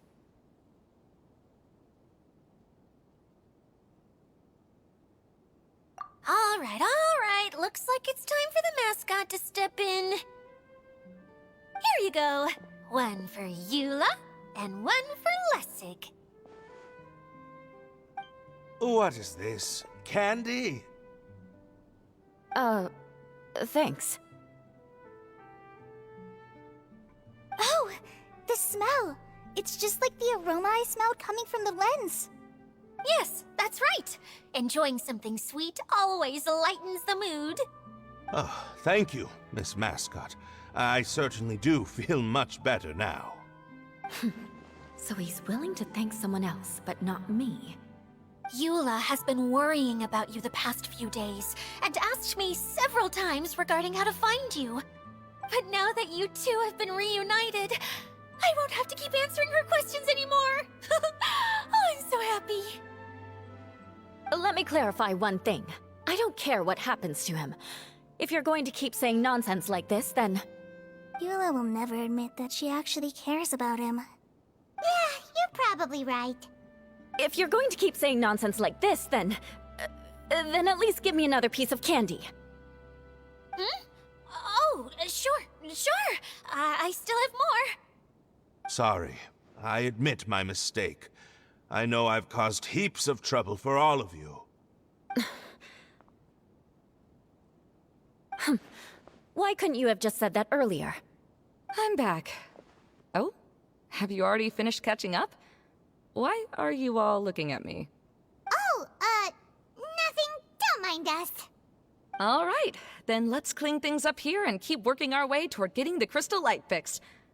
There's no need to push yourself in your condition, Lessig. I'll take him and find some place for him to rest. I happen to be a little tired myself. All right. I'll leave my cousin to you then. You'd better rest up and regain your strength before we settle things, Lessig. Oh, another path has appeared. This should be the last level. Yes, don't worry. We're almost to the top of the tent. The last thing we need to do is raise the crystal light to the very top of the tent. After the stage collapsed, I realized that having it raised only halfway makes it look a lot like the stage at the Grand Bazaar. Have any of you visited the Grand Bazaar before? No, I haven't. I have. I've gone there a few times with Master Tainari. The place is bustling with all kinds of vendors. And if you're lucky, you can see Nilu perform her dance. Oh, a dance from Sumeru? I'd like to see that myself. If only it were on the way back, then we could stop there. It doesn't matter if it's on the way or not. I would be happy to take you whenever you have time, Eula. Great. I'll take you up on that offer.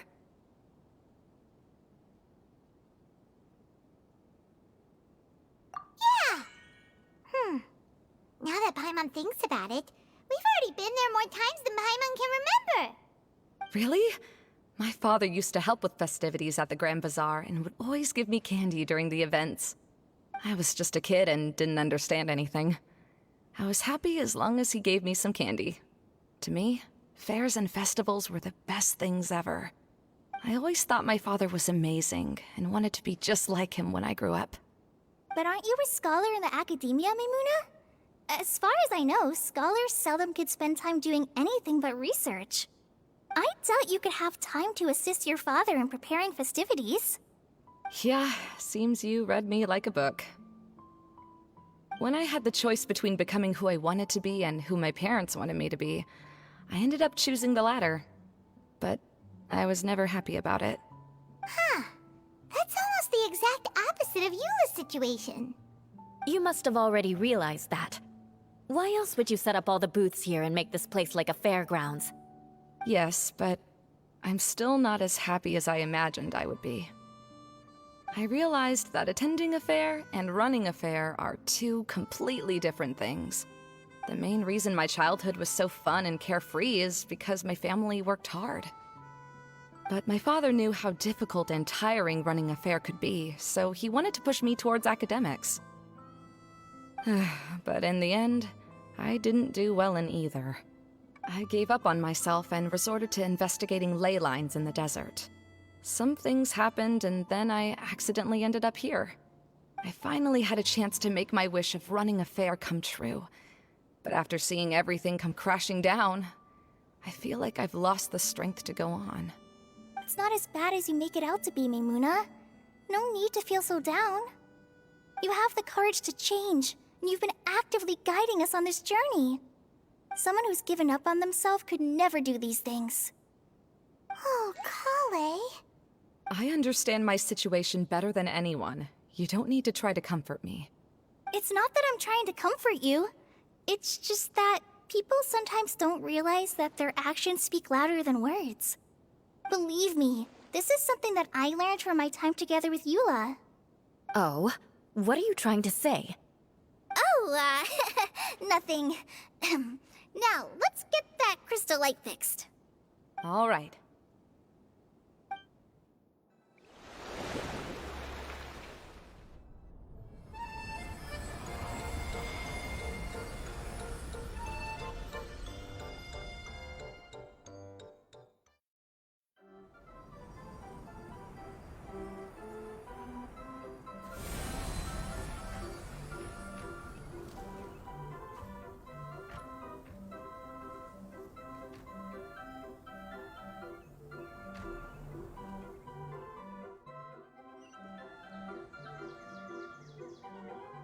Hey, Adita! We're back!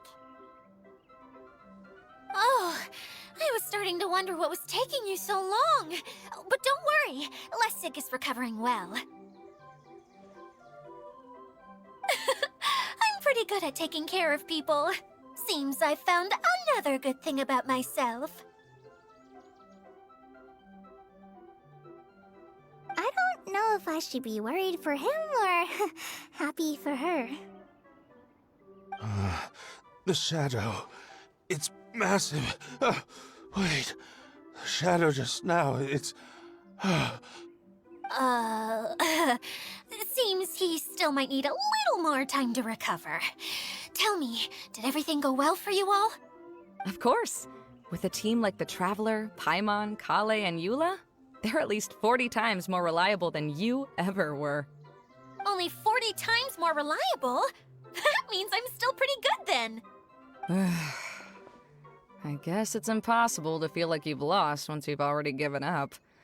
I'm a little concerned about how comfortable you are with that. Huh? What has happened? How did I get outside of the tent? Ah, that's right. I remember meeting Eula, and then... my head. Oh, you're awake now. Don't worry, that's just a side effect of your treatment, Lessig. I'm afraid I still feel a little disoriented.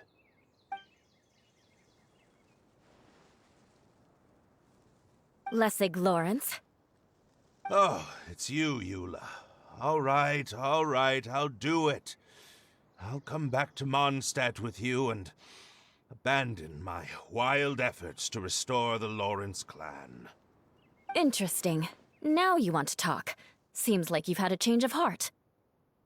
In that case, maybe you'll be able to explain everything in detail for us now. I admit it, yes. I came here in hopes of finding a way to restore the Lawrence clan to its former glory. But it was a long journey, and I didn't always know the way. I passed through Liyue and Sumeru. There was even a time when I lost my wallet and had to live in the wild. But the peculiar thing is, I realized that nobody knew me out there. And not a single person even cared about the Lawrence clan. You and I are like glass pawns that were raised in shackles. We were taught to act like nobles, but outside the walls of our home, the people of Mondstadt despised us. Such pompous, hateful, and stubborn teaching. It all culminated to making us cling to the old aristocratic dogma in an attempt to maintain our pride. It's like a never-ending game of tug-of-war, but it is meaningless. You understand. Or I should say, you have already long understood. But I'm afraid that I have only just realized this. Paimon sorta understands what Lessig is saying. Everything he said is true. Your family is probably unaware that you've already changed how you see things. Yes, this has all happened recently. After coming to this domain, I realized the Mondstadt that I want is one where not everyone fears me. All that I and many other members of the Lawrence clan long for is a place where we can live peacefully with others. Lessig, both you and I never had anything to do with the glory of the Lawrence clan. That is all in the past. We are just ordinary people.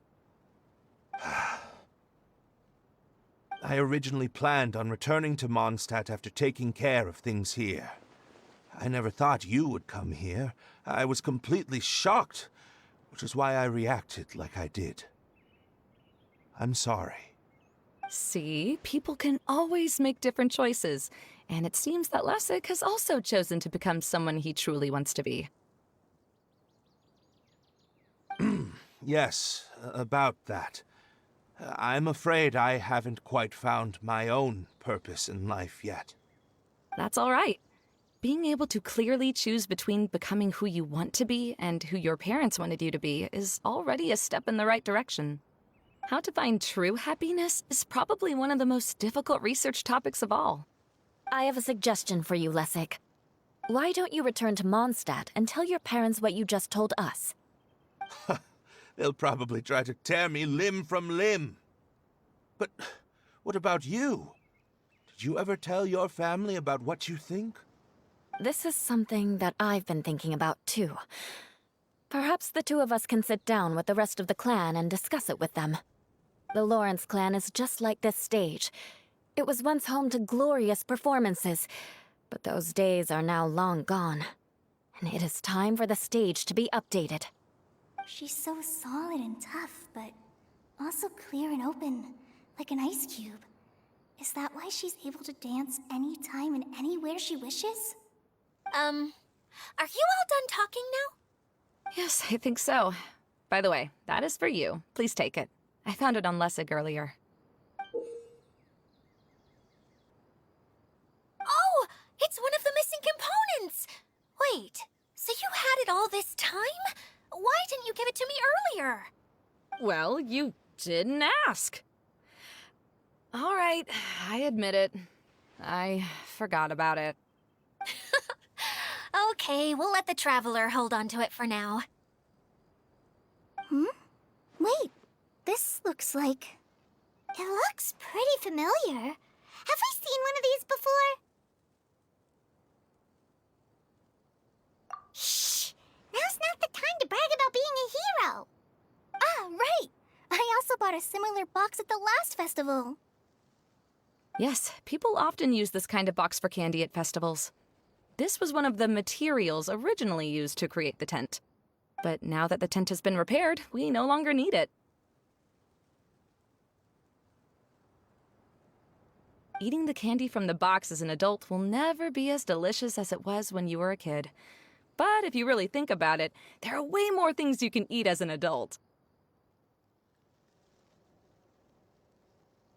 Ah, so when it comes down to it, eating candy is sort of like life. It's just another choice.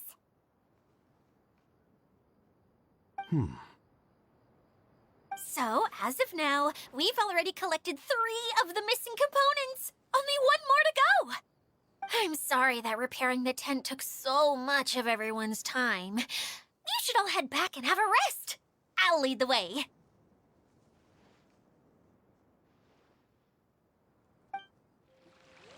Hey, Kokomi, you're already here. Oh, you're back. I trust your adventures to the forest went smoothly? Yep, you could say that. How about you? Up to anything today? Well, I suppose it's time I told you that as the Divine Priestess of Watatsumi Island, I shouldn't actually be here now. The truth is that a relic known as the Shinro Casket was lost from Watatsumi Island long ago.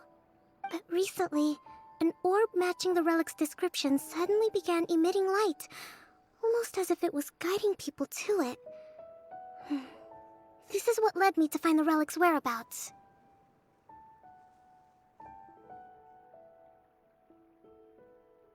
I I wasn't lying when I said that. Goro has often told me that sitting at home reading light novels is not the best of practices, and that I should try to get out more. As I made my way from Watatsumi Island to Sumeru, I enjoyed a variety of breathtaking sights. It really is a beautiful nation. I even stayed in the rainforest for several days. I was surprised to find that the relic had ended up in the desert.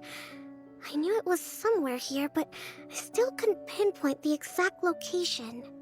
Though I feel that Idia was not intentionally trying to hide anything from us, this domain does have plenty of secrets.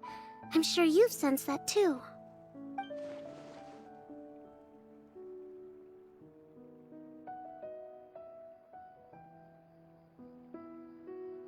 Now that you mention it, a lot did happen today.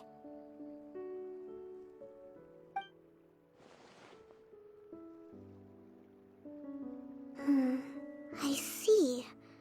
When you found Lessig, did you also happen to find any clues related to this domain?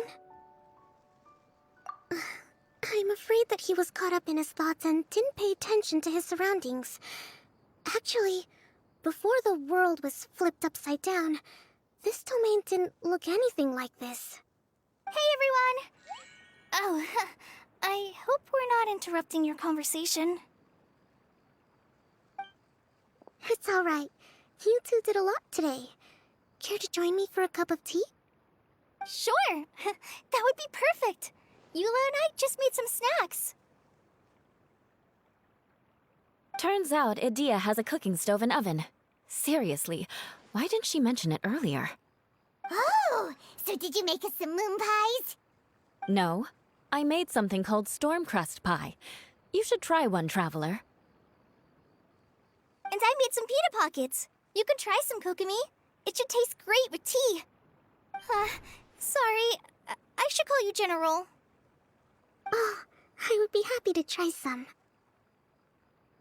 By the way, Eula, how's your cousin doing now? Oh, him. You would never guess, but he's busy over by the oven now. Really? You do that? Oh, but that's too much. I can't. No, really, it's all right. We want to do everything we can for the domain. Yes, and to be completely fair, I'm the one who caused this terrible mess in the first place. Oh? What happened? Did Paimon miss something? Hello, you two. Lessig was just telling us what happened. Perhaps you should allow me to explain. I'm afraid it was I who caused all this trouble in the domain. Yes, it was Lessig. To be precise, I saw a most exquisite water orb at the entrance of the domain. It reminded me of an astrolabe my grandfather gave me when I was 7 years old. I was curious if it could rotate, so I reached out and touched it. Little did I know that it was the core of this entire domain. What I mean to say is, I knew something was wrong as soon as the whole place started flipping. It's not just your fault. I failed in my responsibilities as the caretaker here. Oh, I knew I should have put the core somewhere more secure. Oh, you mean the big ball of water at the entrance? Yes, that's the one.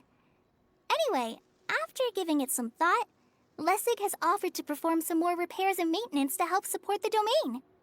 But we were concerned he wouldn't be able to handle it all alone, so Eula and I will also stay here to lend him a hand. But don't be mistaken.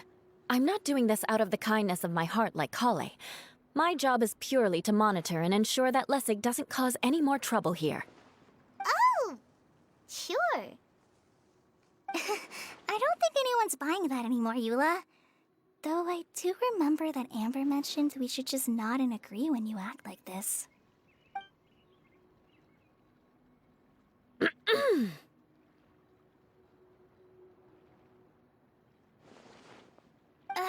Right. You better not slack off today, Lessig. No, I'll get right to work. Either way, Lessig is going to be in charge of making lunch for everyone today. Yes, I'll do my best. No need to worry. What was that? No, I mean, thanks everyone for giving me a chance to redeem myself. I can already feel new strength kindled inside me. Ha ha ha. No, maybe that's just the heat of the oven. Very good. But you should conserve your strength. Many parts of the domain are still in disrepair, so we have a lot to investigate. Seems Adia has a little more pep in her step after finding others to help do the work. Now that you three are situated, we can focus on what the rest of us will be doing today. I'll go gather the others. We should get ready to leave as soon as possible. And there she goes. At least she seems to be happy. Maybe this is how it feels to be in charge.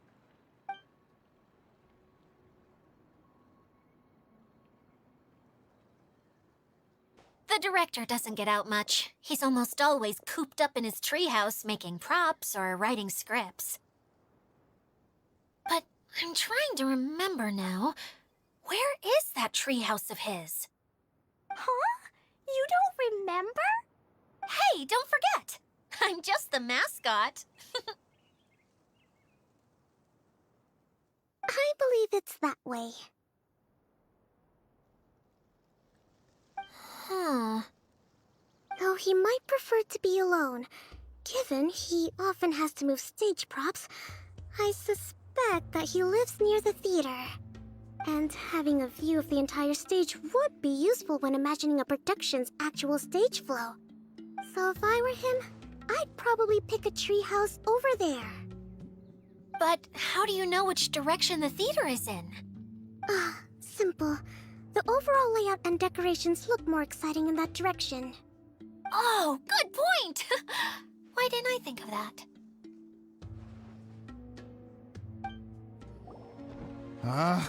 Where did that blasted automation mechanism go? The male actor standees are here, but where are the female ones? Who's that? Idia? Yes, Sosimos! 'Tis I, Idia! How's that for a dramatic entrance? This is a surprise. I was sure you'd be... Curled up in a fetal position, crying to yourself? Wow, what a fascinating little creature. Did you just read my mind? The name's Paimon? And no, Paimon's no mind reader. Just call it an educated guess. It seems everyone shares a similar opinion about you, Idia. I knew from the start that a managerial role wasn't for me. But I found my true calling now. As a mascot! Mascot? Is that a new role? I don't remember casting you for that. Okay, enough about me. I'm just here to introduce you to some new friends of mine.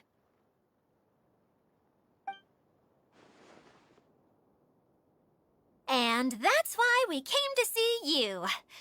Well, do you have the component that fell out of the central hub? I do. However, I'm afraid the incident has caused many malfunctions with the stage mechanisms, and I can no longer put on any performances.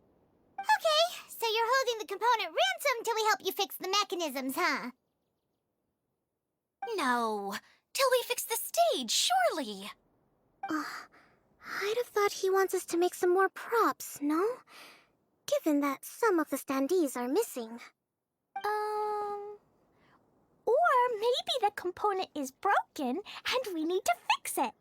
You're all forgetting that the majority of his work involves writing scripts. I'll wager that he wants us to edit them.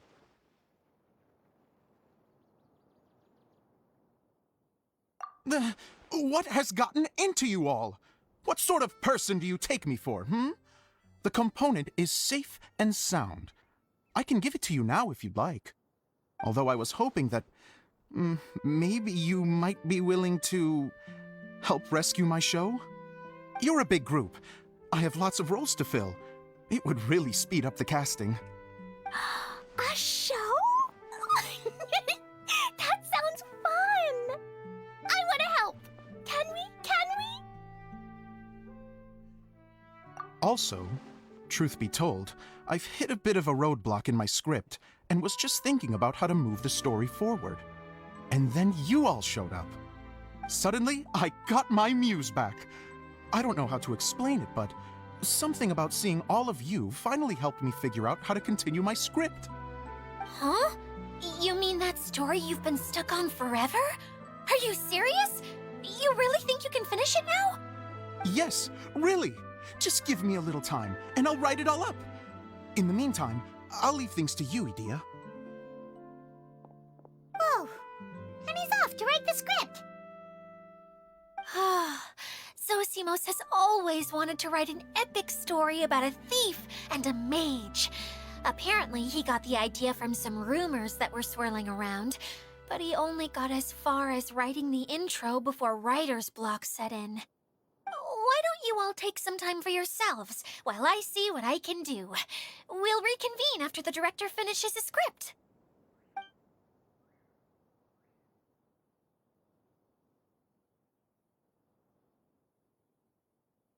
A director, my friends, is a storyteller. And the key ingredient to every good story is inspiration. The moment I laid eyes on General Sangonomiya, inspiration hit me for a brand new character. The heroine was the missing piece of the puzzle. The rest of the story flowed naturally from there, and now it's finished. So please, take a look through your scripts, and we will tell this story together.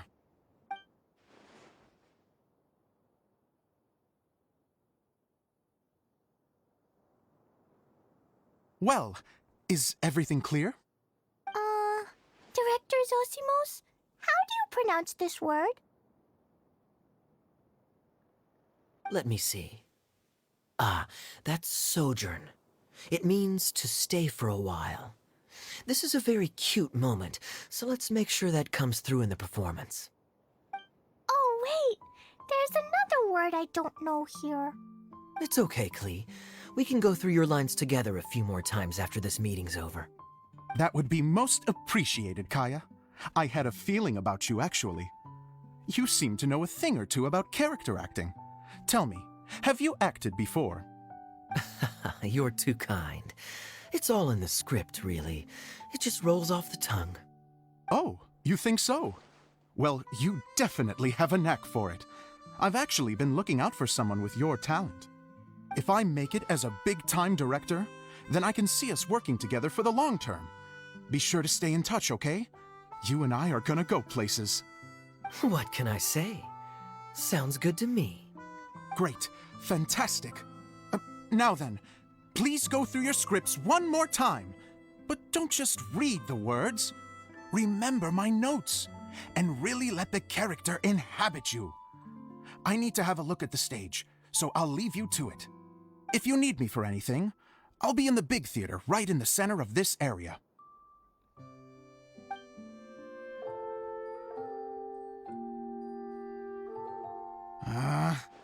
Where did it go? I put it right here. Hey, Zosimos! What you up to? Oh, it's you two. Please, come here. Feast your eyes on this stage. I designed it myself. So, directors have to design the stage too? Oh, I'm no ordinary director. I take a more holistic approach. Directing, script writing, stage design, I do it all. Sounds like a lot of work. Edea wouldn't be able to handle that kind of job. Edea has her work cut out for her too, you know. She's my one and only member of the audience, though she often criticizes my shows. Well, she just says what she thinks. You don't know how to write, or this is getting ridiculous. I think it's because I use preprints in a way that she feels goes against what they're intended for. But even though she's my harshest critic, she's also been my biggest supporter in a lot of ways. I guess you could say she's like my agent. I'm very grateful to her. I've always dreamed of being a director, but I've never had the chance until I came here. So, what did you do before you came here? Like I said, I dreamed. From a young age, every time I came home after a show, I'd go over the story again and again in my mind. Growing up, my biggest aspiration was to be a director. Unfortunately, I couldn't offer much beyond my practical skills, so I ended up spending most of my time as a prop designer and doing a bit of set design on the side. Don't get me wrong, I do love building the set, but nothing satisfies me more than putting on my very own show. No wonder you only wrote director on the sign. Exactly. You're not doing a great job of convincing me that you're not a mind reader. By the way, could I ask you for your help with something? I'm having trouble finding the master script, and I'll need it shortly. The one you only just finished writing? You lost it already? Yeah. After I handed everyone their copies, I held on to my master copy while I was checking on everything around the theater. I must have dropped it somewhere. If it's not here, then it might be in the attic. These are the only two places I've been since I finished writing it. But, I still have some things to do to get the stage ready. Would you two mind having a look for me? No problem, we'll find it.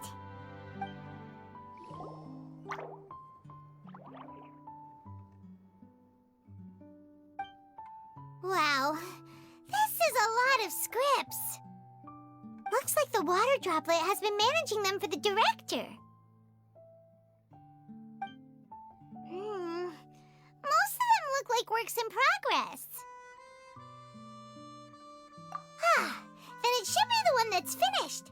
Okay, let's look for the thickest one and then check the ending. This is the only script that fits the bill. Plus, it looks pretty new. This must be the master script. Let's go give it to Director Zosimos.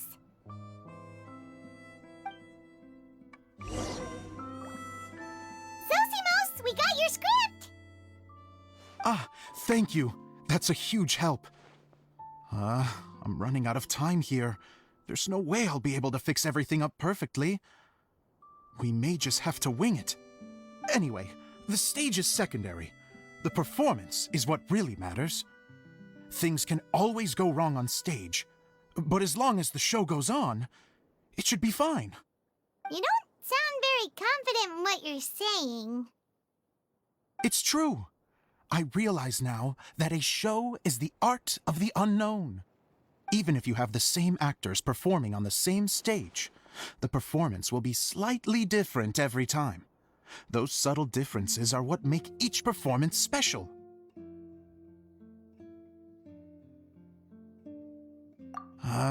Okay. One last request. Traveler, you can enter the preprints, yes? The truth is that my sets are composed entirely of preprints. First, I use materials to make the objects. Then I take those objects and turn them into the preprint. Now, of course, preprints are really meant for making objects to furnish the domain. So using objects to create preprints is, strictly speaking, the reverse of what this is intended for. But Edea said that if this is what I really want to do, she's not going to stand in my way. So that's what you meant earlier. Okay, well, what do you need us to do? I'd like the Traveler to go into the preprint set and help move props around during the performance.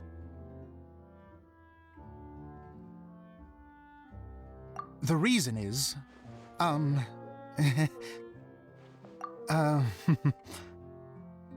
Paimon gets it now. If you're busy directing, moving the props, and operating all the mechanisms, you never get the chance to watch the show. Yes, I know that I'm no master playwright, but still. Even if it really is a half-baked script, with shoddy writing and moments of sheer ridiculousness, I'd still like to see it for myself, just once. Hard to turn a guy down after a speech like that. Thank you. Genuinely, I'm so grateful. I'll go and inform the others. Then, as soon as you're ready, the show can begin. Long, long ago, there was a great thief. He lived in a land where the light did not shine, where all suffered in the darkness. People call me? Sorry, Kaya. Directly into the microphone, please. Otherwise your voice'll, you know. Okay. They call me the Dagger Bandit, but no one sees that I rob the rich and give to the poor. Here in the dark, evildoers run rampant in the shadows, while the good, honest folk stumble blindly on, just trying to find a way through.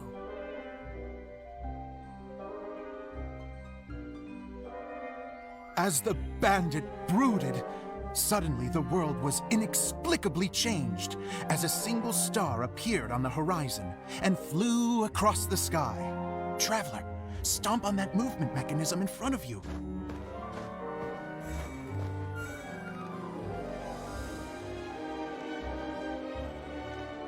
Light. A brief flash, yet enough to illuminate the world. If I can find the source of that light, I can shine it into the darkness, and the people will suffer in blindness no longer.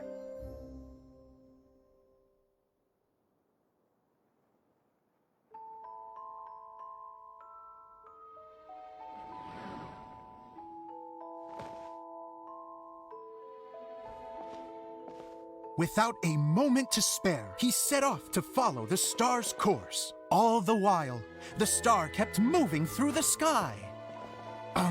Traveler, the star kept moving through the sky.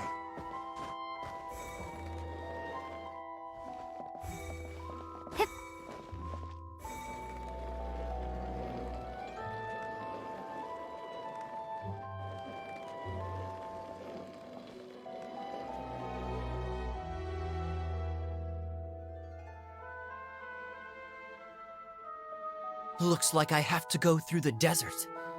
This could get dangerous. If everything he'd heard was to be believed, the desert ahead was a no-man's land filled with horrors. Worse still, the star had landed in the most difficult-to-reach location, surrounded by sheer cliffs, but he was determined to press onward. I've come this far, and I'm not about to turn back now.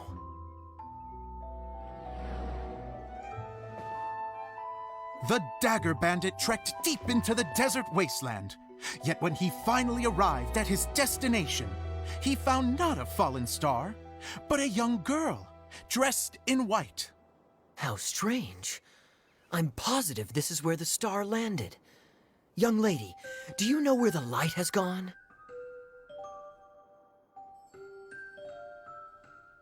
The girl replied, Traveler from afar, the light you seek is only a bottled flame. But the flame has now died, and its light is long gone.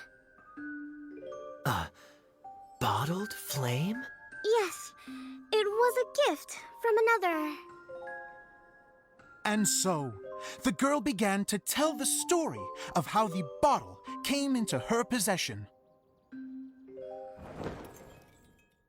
The girl hailed from a kingdom that sat atop the waterfalls. But when the reigning dynasty fell and a new one seized power, she and her people fled for their lives. A thick fog began to fill the air as she made her way through the forest, and dense thickets tried to block her path. There is a mechanism down there that you can press to retract the thicket board below the stage.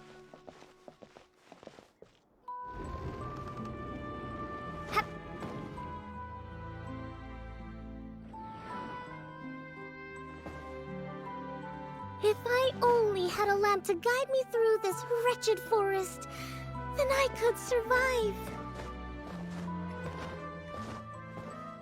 With scratches covering her arms and legs, the girl pressed through the pain and made her way forward. The road ahead was arduous, but she was determined to press onward. I've come this far, and I'm not about to turn back now.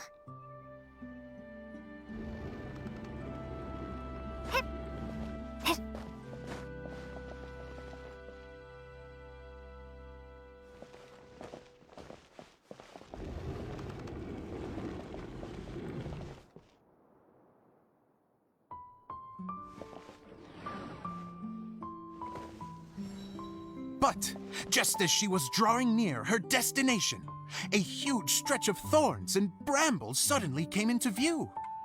Despair set in and began to weigh on her heart. If only someone could help me, I would give anything in return. The girl's heartfelt wish in her moment of desperation did not go unheard. Wait! There's no mechanism for the final thicket! Ugh, I must have forgotten to check those boards.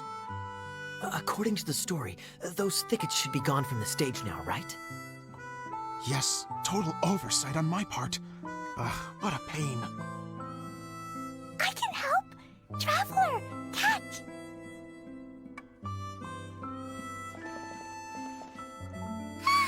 It's a Jumpy Dumpty!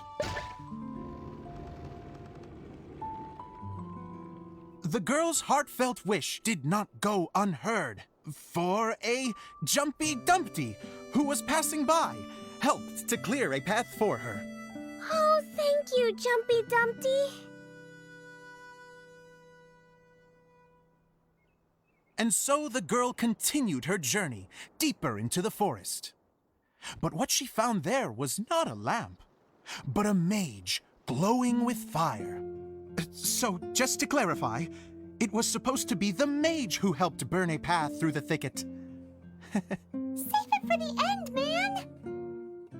The mage took pity on the girl and handed her a bottle.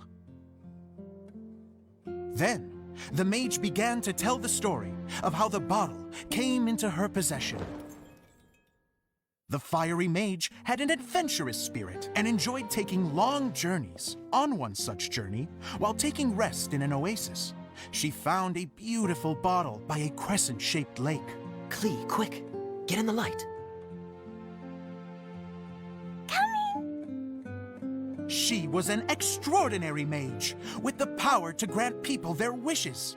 She turned the bottle into a thing of equally extraordinary power. But the only place that it could make wishes come true was inside of the bottle. Oh me! Oh my! Look at this wonderful bottle of mine! It could make a fine toy. But better still, a sojourner's home. The fiery mage blew into the bottle, allowing it to grant one single wish outside its glass walls. Oh, am I supposed to blow into it? Wow, it lit up! A flame was kindled within the bottle, and it began to glow a fiery red, just like the mage herself.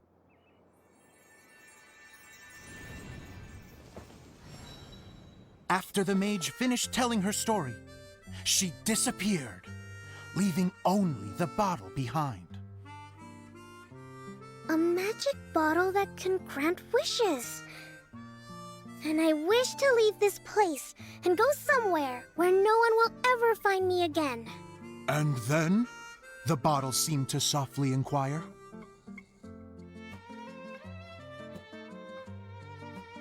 I don't know. The flame in the bottle faded as the girl's single wish was granted, and she found herself in the middle of the desert, far away, where no one could ever find her.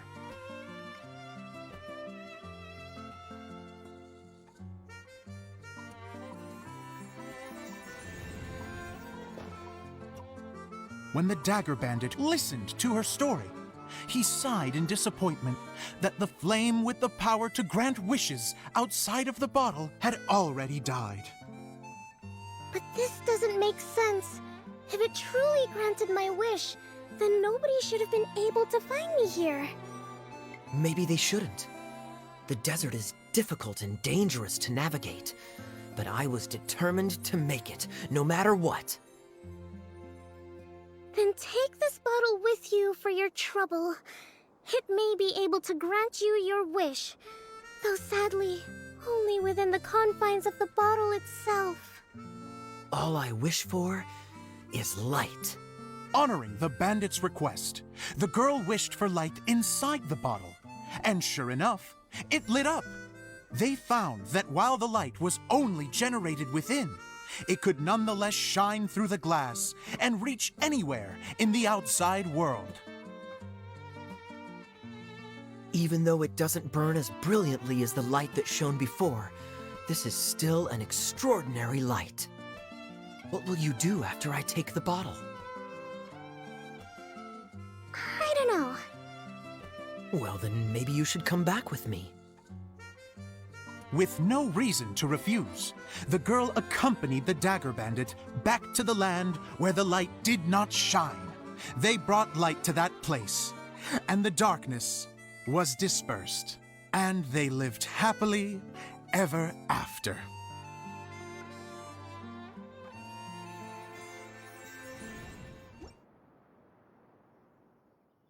And we're done!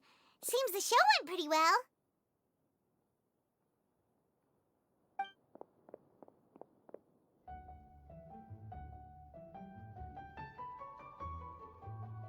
Miss Honorary Knight! Didn't I do great? I felt like I really was the fiery mage. Wow, great costume, Glee! As soon as Paimon saw your shadow, she thought straight away, what a cute hat!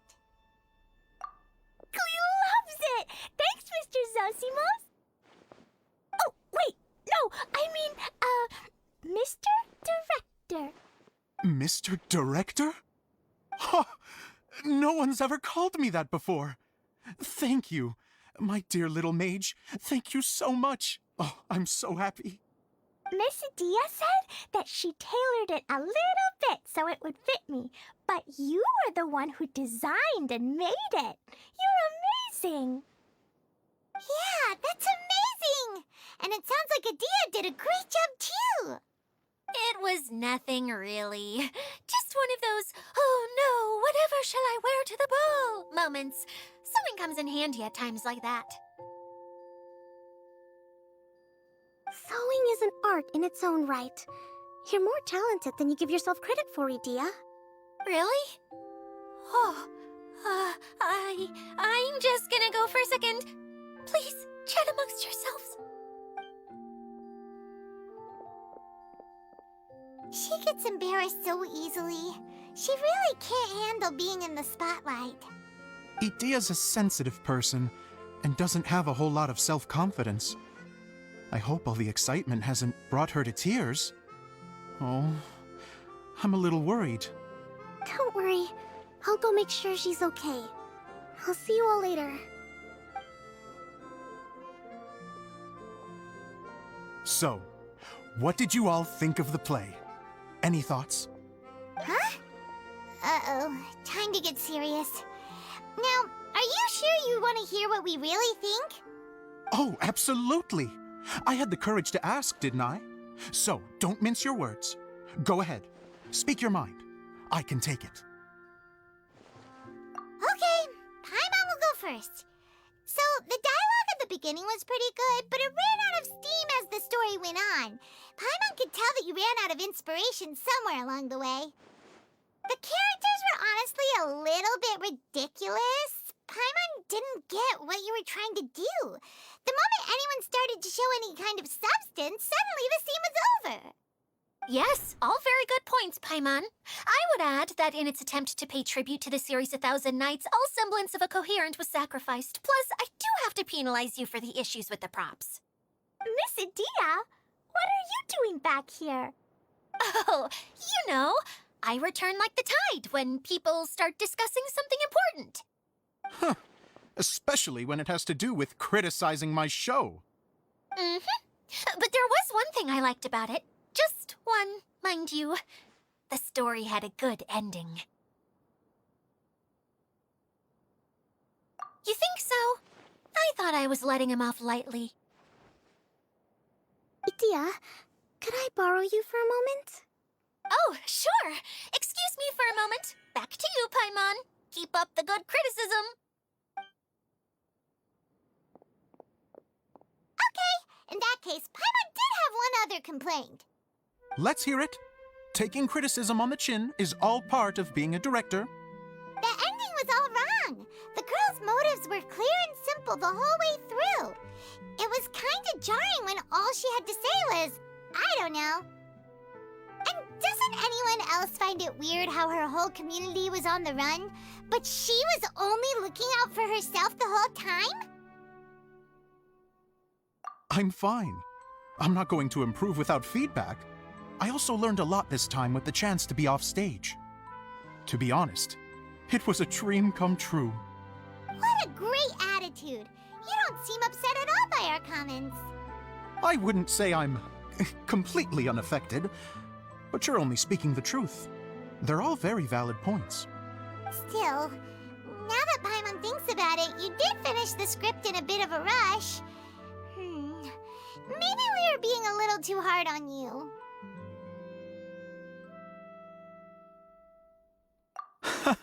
That's perfectly fine. Nothing is as important to me as my work on the stage. We all use our imaginations when we're kids, right? I used to play with dolls and my own cardboard cutouts by the light of an oil lamp. The shadows would come to life and dance on the walls. I never got tired of it. Fast forward to now, and in many ways, I'm still that same little kid, lying on his bed, making sound effects. And I get the same joy from running a show now as I did in my little bedroom theater.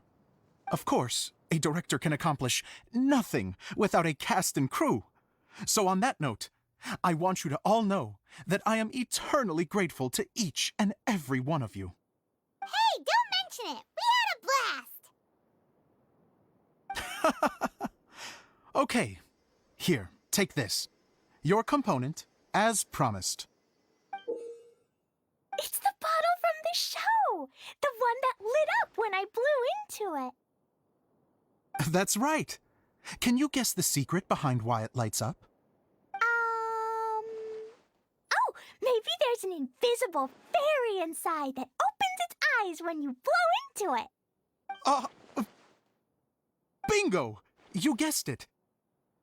That should do the trick. Oh, wait, this needs tightening up a little. Hold on, this will only take a second.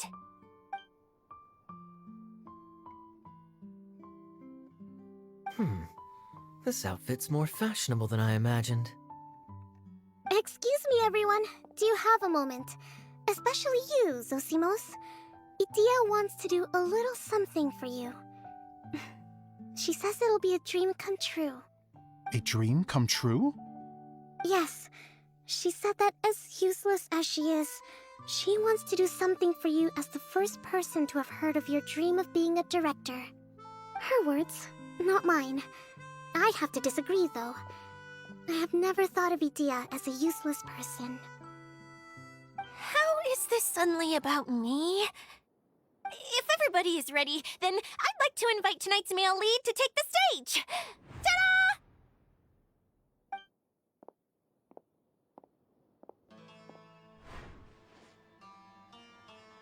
Wow! Cool! Kaya's turned into the real Dagger Bandit! How is me changing outfits supposed to make the director's day? It's just a prototype costume. Is he that easy to please? Don't be silly. If I know our director, nothing will make him happier than to see his ideas brought to life by the right actor. Well, then I'm happy to oblige. Who am I to argue with the star of the show? Zosimos drew up countless designs and made a few prototypes before landing on this one. It just needed some tailoring to fit properly, so I made a few stitches here and there. I hope the result isn't a disappointment. Oh, it's perfect. Idia, I'm... Oh, I'm so touched. Thank you all. You've made me happier than I ever thought I could be.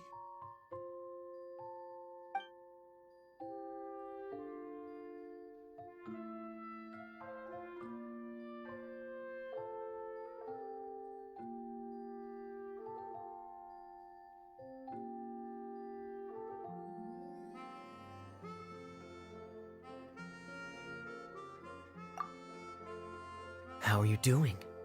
Recovered? Oh, I'm good. Thank you again, Idia. Oh, please, don't mention it. Well, Now that we have the final component, it's time to say goodbye for now. Let's head to the core of the Valyria Mirage and get this place fixed up. Can I keep wearing my costume? Please do, by all means. Both of you can keep your costumes. It seems only fair. Yay! Kaya, keep wearing yours too. It looks amazing. I agree with our mage. I'm sure it's not every day you get to play such an unforgettable character. Sure. I think I can be a bandit for a little longer. Bye-bye, Mr. Director. Take care, my dear friends. Oh, Eula and Kale! You got back before us! Yes. Idea had the water droplet send us a message just as the show was coming to an end, so we came back here to wait for you. How is Lessig doing? He finished all the maintenance work, but it took a lot out of him. He's now fast asleep in his room. Oh, I feel a little guilty. Consider it his atonement. It's only fair that he had to do something constructive before being able to sleep soundly. Seriously, don't waste your concern on him. If you say so. Okay, without further ado, let's go and fix the domain! Isn't this where we first met Water Droplet? Correct! The core of the Valyria Mirage is the largest streaming projector of all, and this domain is one gigantic preprint. Whoa, so everything we've seen is created by this? That's incredible. So, to fix it, same process as usual, right? Do we need to use the preprint? Exactly! Well done! You catch on quick. It's hard to forget after doing it so many times now. Let's get going. This is the final step. Yay! Suddenly Paimon's really excited. We did it! But why isn't it turning? The components are back in the core, and the hub is restored to its proper shape again. That's all we needed to do. Like any wound, it just needs time to heal. It'll probably just start turning again one day in the middle of the night when no one's looking. Really? I thought that with your special abilities, you could get it turning again right away. What? Huh? All of us are dying to see it. Not just how the domain looks when it's fixed, but also Idea. In her element. I want to see Idea using her magic powers too! I bet they're super awesome! What are you guys talking about? And how is Clean on this, but Paimon isn't? They're referring to our mascot's true form. As I've said all along, there's much more to Idea than she gives herself credit for. She has a very special power. Though, I think some of us have sensed that already. Did you notice right away, General? I only found out when I was chatting with Eula. So our general was the first to notice. It seems like she's more perceptive than she lets on. I'd say the same about you, Kaya. What the? All of you? No? I mean, I wasn't trying to hide anything from you, I promise. It's just, for people who stumble upon this place by accident, I think my current form is more approachable than my true one. I don't want people to get scared when they see me. What? What is it? And whatever it is, how the heck does everyone know about it? Well, for one thing, I sensed elemental energy in the residents here, but none of them have visions. Then my mind started to wander as I was reading a storybook, and suddenly, I had a thought. Since hydro-eidolons can change into any form, why not human form? You hit the nail on the head. All right, in that case, please allow me to introduce myself once more.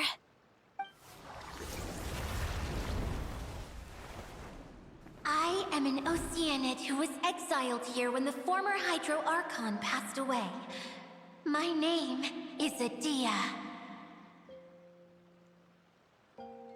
Wow, Idea! You're so pretty! Now that I'm in my true form, I suddenly feel a little embarrassed talking to you all. You look stunning. You should be flaunting this look at every opportunity. Oh, come on. I'm too shy. Wait, so does this mean that all the people we met in here are actually... I'm guessing that the human counterparts to these Hydro alter egos are long gone. That's right. When they wanted to leave, I took them to the edge of the desert. The components are, in fact, gifts that they gave to me before they left. But I'm always curious about what brings people here, so I used the streaming projector to bring their wishes to life. The power to grant wishes, but only within the confines of the bottle. Exactly. It's a truly extraordinary light. I've just realized something. When the components fell from the core, it appeared as if they had returned to their respective owners. But actually, it was after the components landed where they did that their owners and the things associated with them arose around them to form the different zones. So now that the components have been retrieved, does that mean that all those things are gone? Don't worry, they'll be quite safe. As long as I remember them, they'll never disappear. However much we might criticize each other or get into scuffles, in this mirage, they will always be my friends. I had so much fun in the choo-choo cart and hanging out with Mr. Director. I'll never forget them either. Me neither. I'll always remember my adventures in this fantasy land. Very good. But it's probably time I set this wheel in motion. This one's all yours, Adia, our magical mascot. Please work!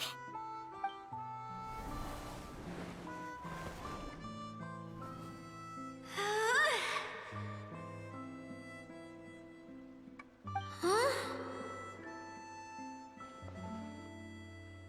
Huh? That's strange. Nothing happened. Has it lost some power because of the incident? Oh, crumbs! Not now! Not right off the back of everyone putting me on a pedestal and me acting like this is going to be my big moment! Someone get me a bottle! I'm hiding myself away! See you in 100 years! You're already in a bottle. What now? This was the only way! Now I'll never be able to show you how the Valurian Mirage is supposed to look. Hold on. I have an idea. Yes, General Sangonomiya? I'm all ears!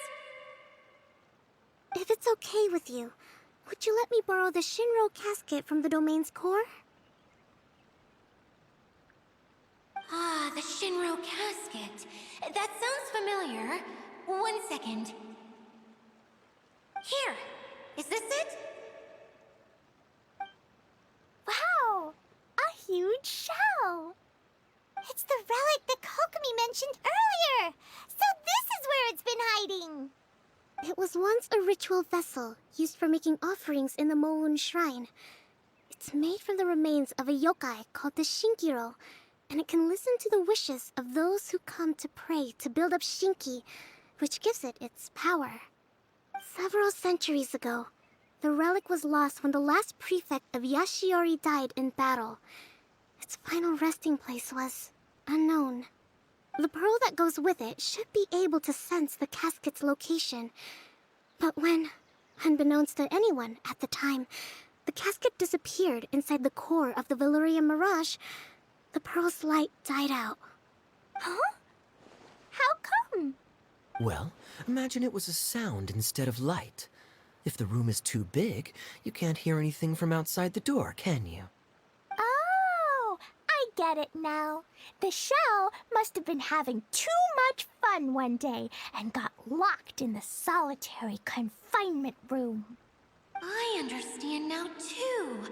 The core has been wearing out recently. That's why you were able to follow the pearl all the way here.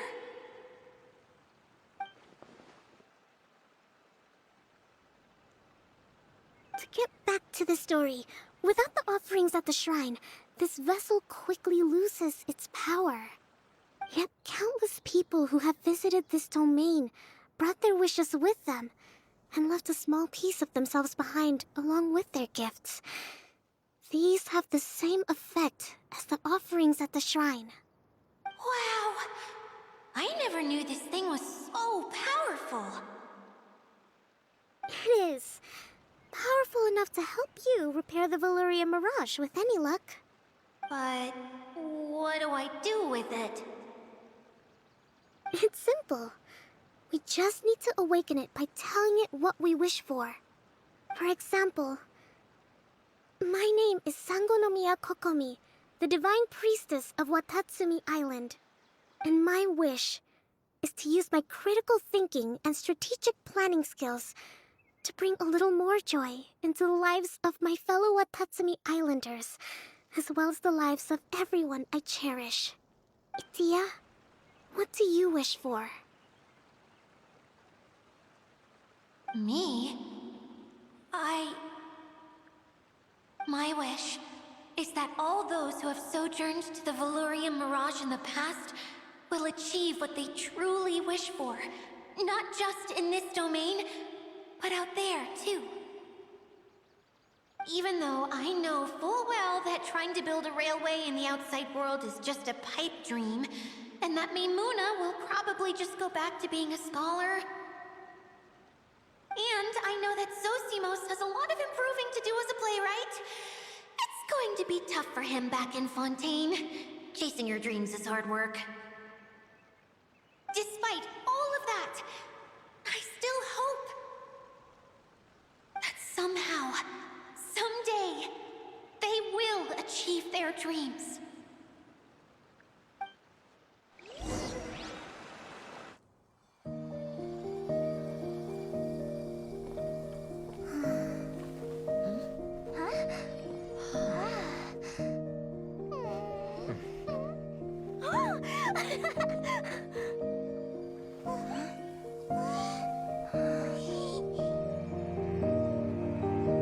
Okay, the combined power of our hopes and dreams is at your disposal.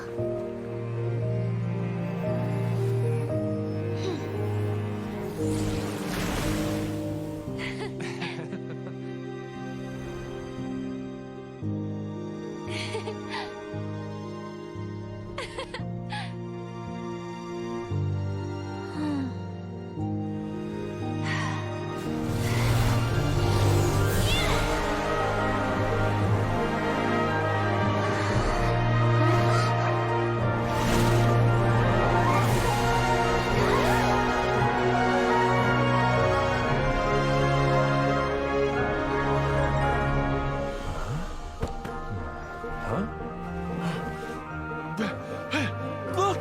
The wheel's been fixed!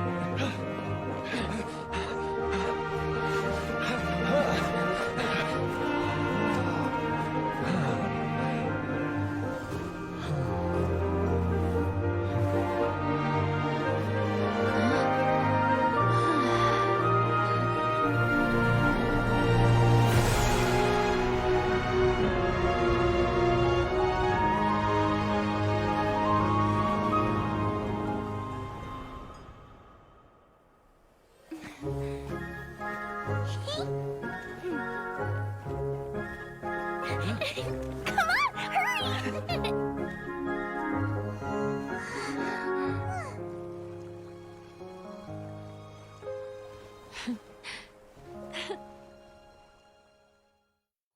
Yay! Dia, you're back to normal!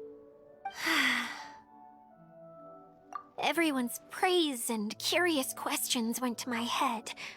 I said so many things I'm so ashamed of, and I lost the courage to live on. Please don't say that. Yours was a noble wish.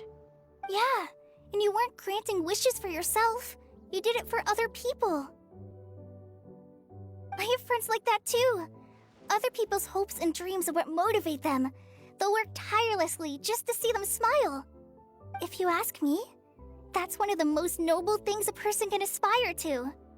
Please, no more praise. I'm really not comfortable with it. It makes me feel so ashamed. Someone like me doesn't deserve so many people's praise. It's like I'm dreaming. Well, at least the domain is fixed now, and all the components are back in place. What's the matter, Klee? I suddenly have loads and loads of more wishes. I want to ride the choo-choo cart again and look down from up on top of the big wheel. Is there a way to get up on top of the wheel, Edea? There is a way, but there's only space for a very few people. That's okay. I can go up by myself. But it'd be more fun with Miss Honorary Knight. Are we sure about this? It's so high. What happens if we fall off? Well, yeah, but Paimon's just worried for you. Don't worry, I'll be there to make sure no one falls off. I haven't been up there in a long time myself.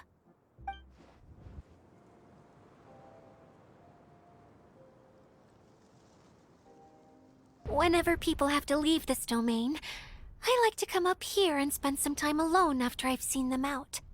They're always overjoyed when they first arrive and start bringing their imaginations to life. But once they realize that they can't take anything home with them, they get upset. Some of them can't bear to leave. Others regret ever setting foot in this place.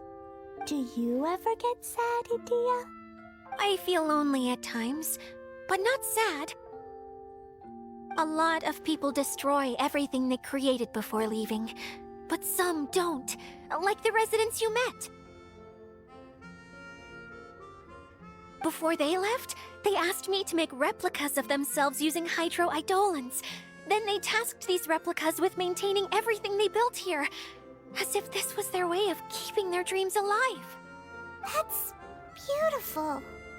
Yeah, I don't know how they're faring in the outside world, but just the thought that one day they might achieve their dreams and live on the outside just as their counterparts do in here, that's enough to make me happy.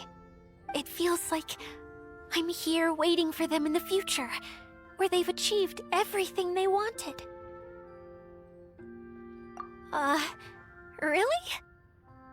I just think that every dream, every wish, is like a flame in a bottle. Whether someone is still working towards their dream or living it already, as long as whenever they think back to that spark of light within them, it still makes them smile fondly. That's all it takes. Well, I feel super happy right now. Then I guess I finally paid Alice back after all these years. Funny to think I've been in the middle of a desert this whole time. It's just a giant muddy swamp to me. Time for Paimon to give you a nickname! Mud Fairy! Watch out for Edea the Mud Fairy! How dare you mock me! Roar! I'll gobble you up in one mouthful! Oh, I'm still embarrassed to have shown you my uglier side, but I'm glad the Valorium Mirage is up and running again. This place is going to be bustling with activity again soon enough. I hope you'll take some time to enjoy yourselves. Yep, I want to get everyone together. For one last ride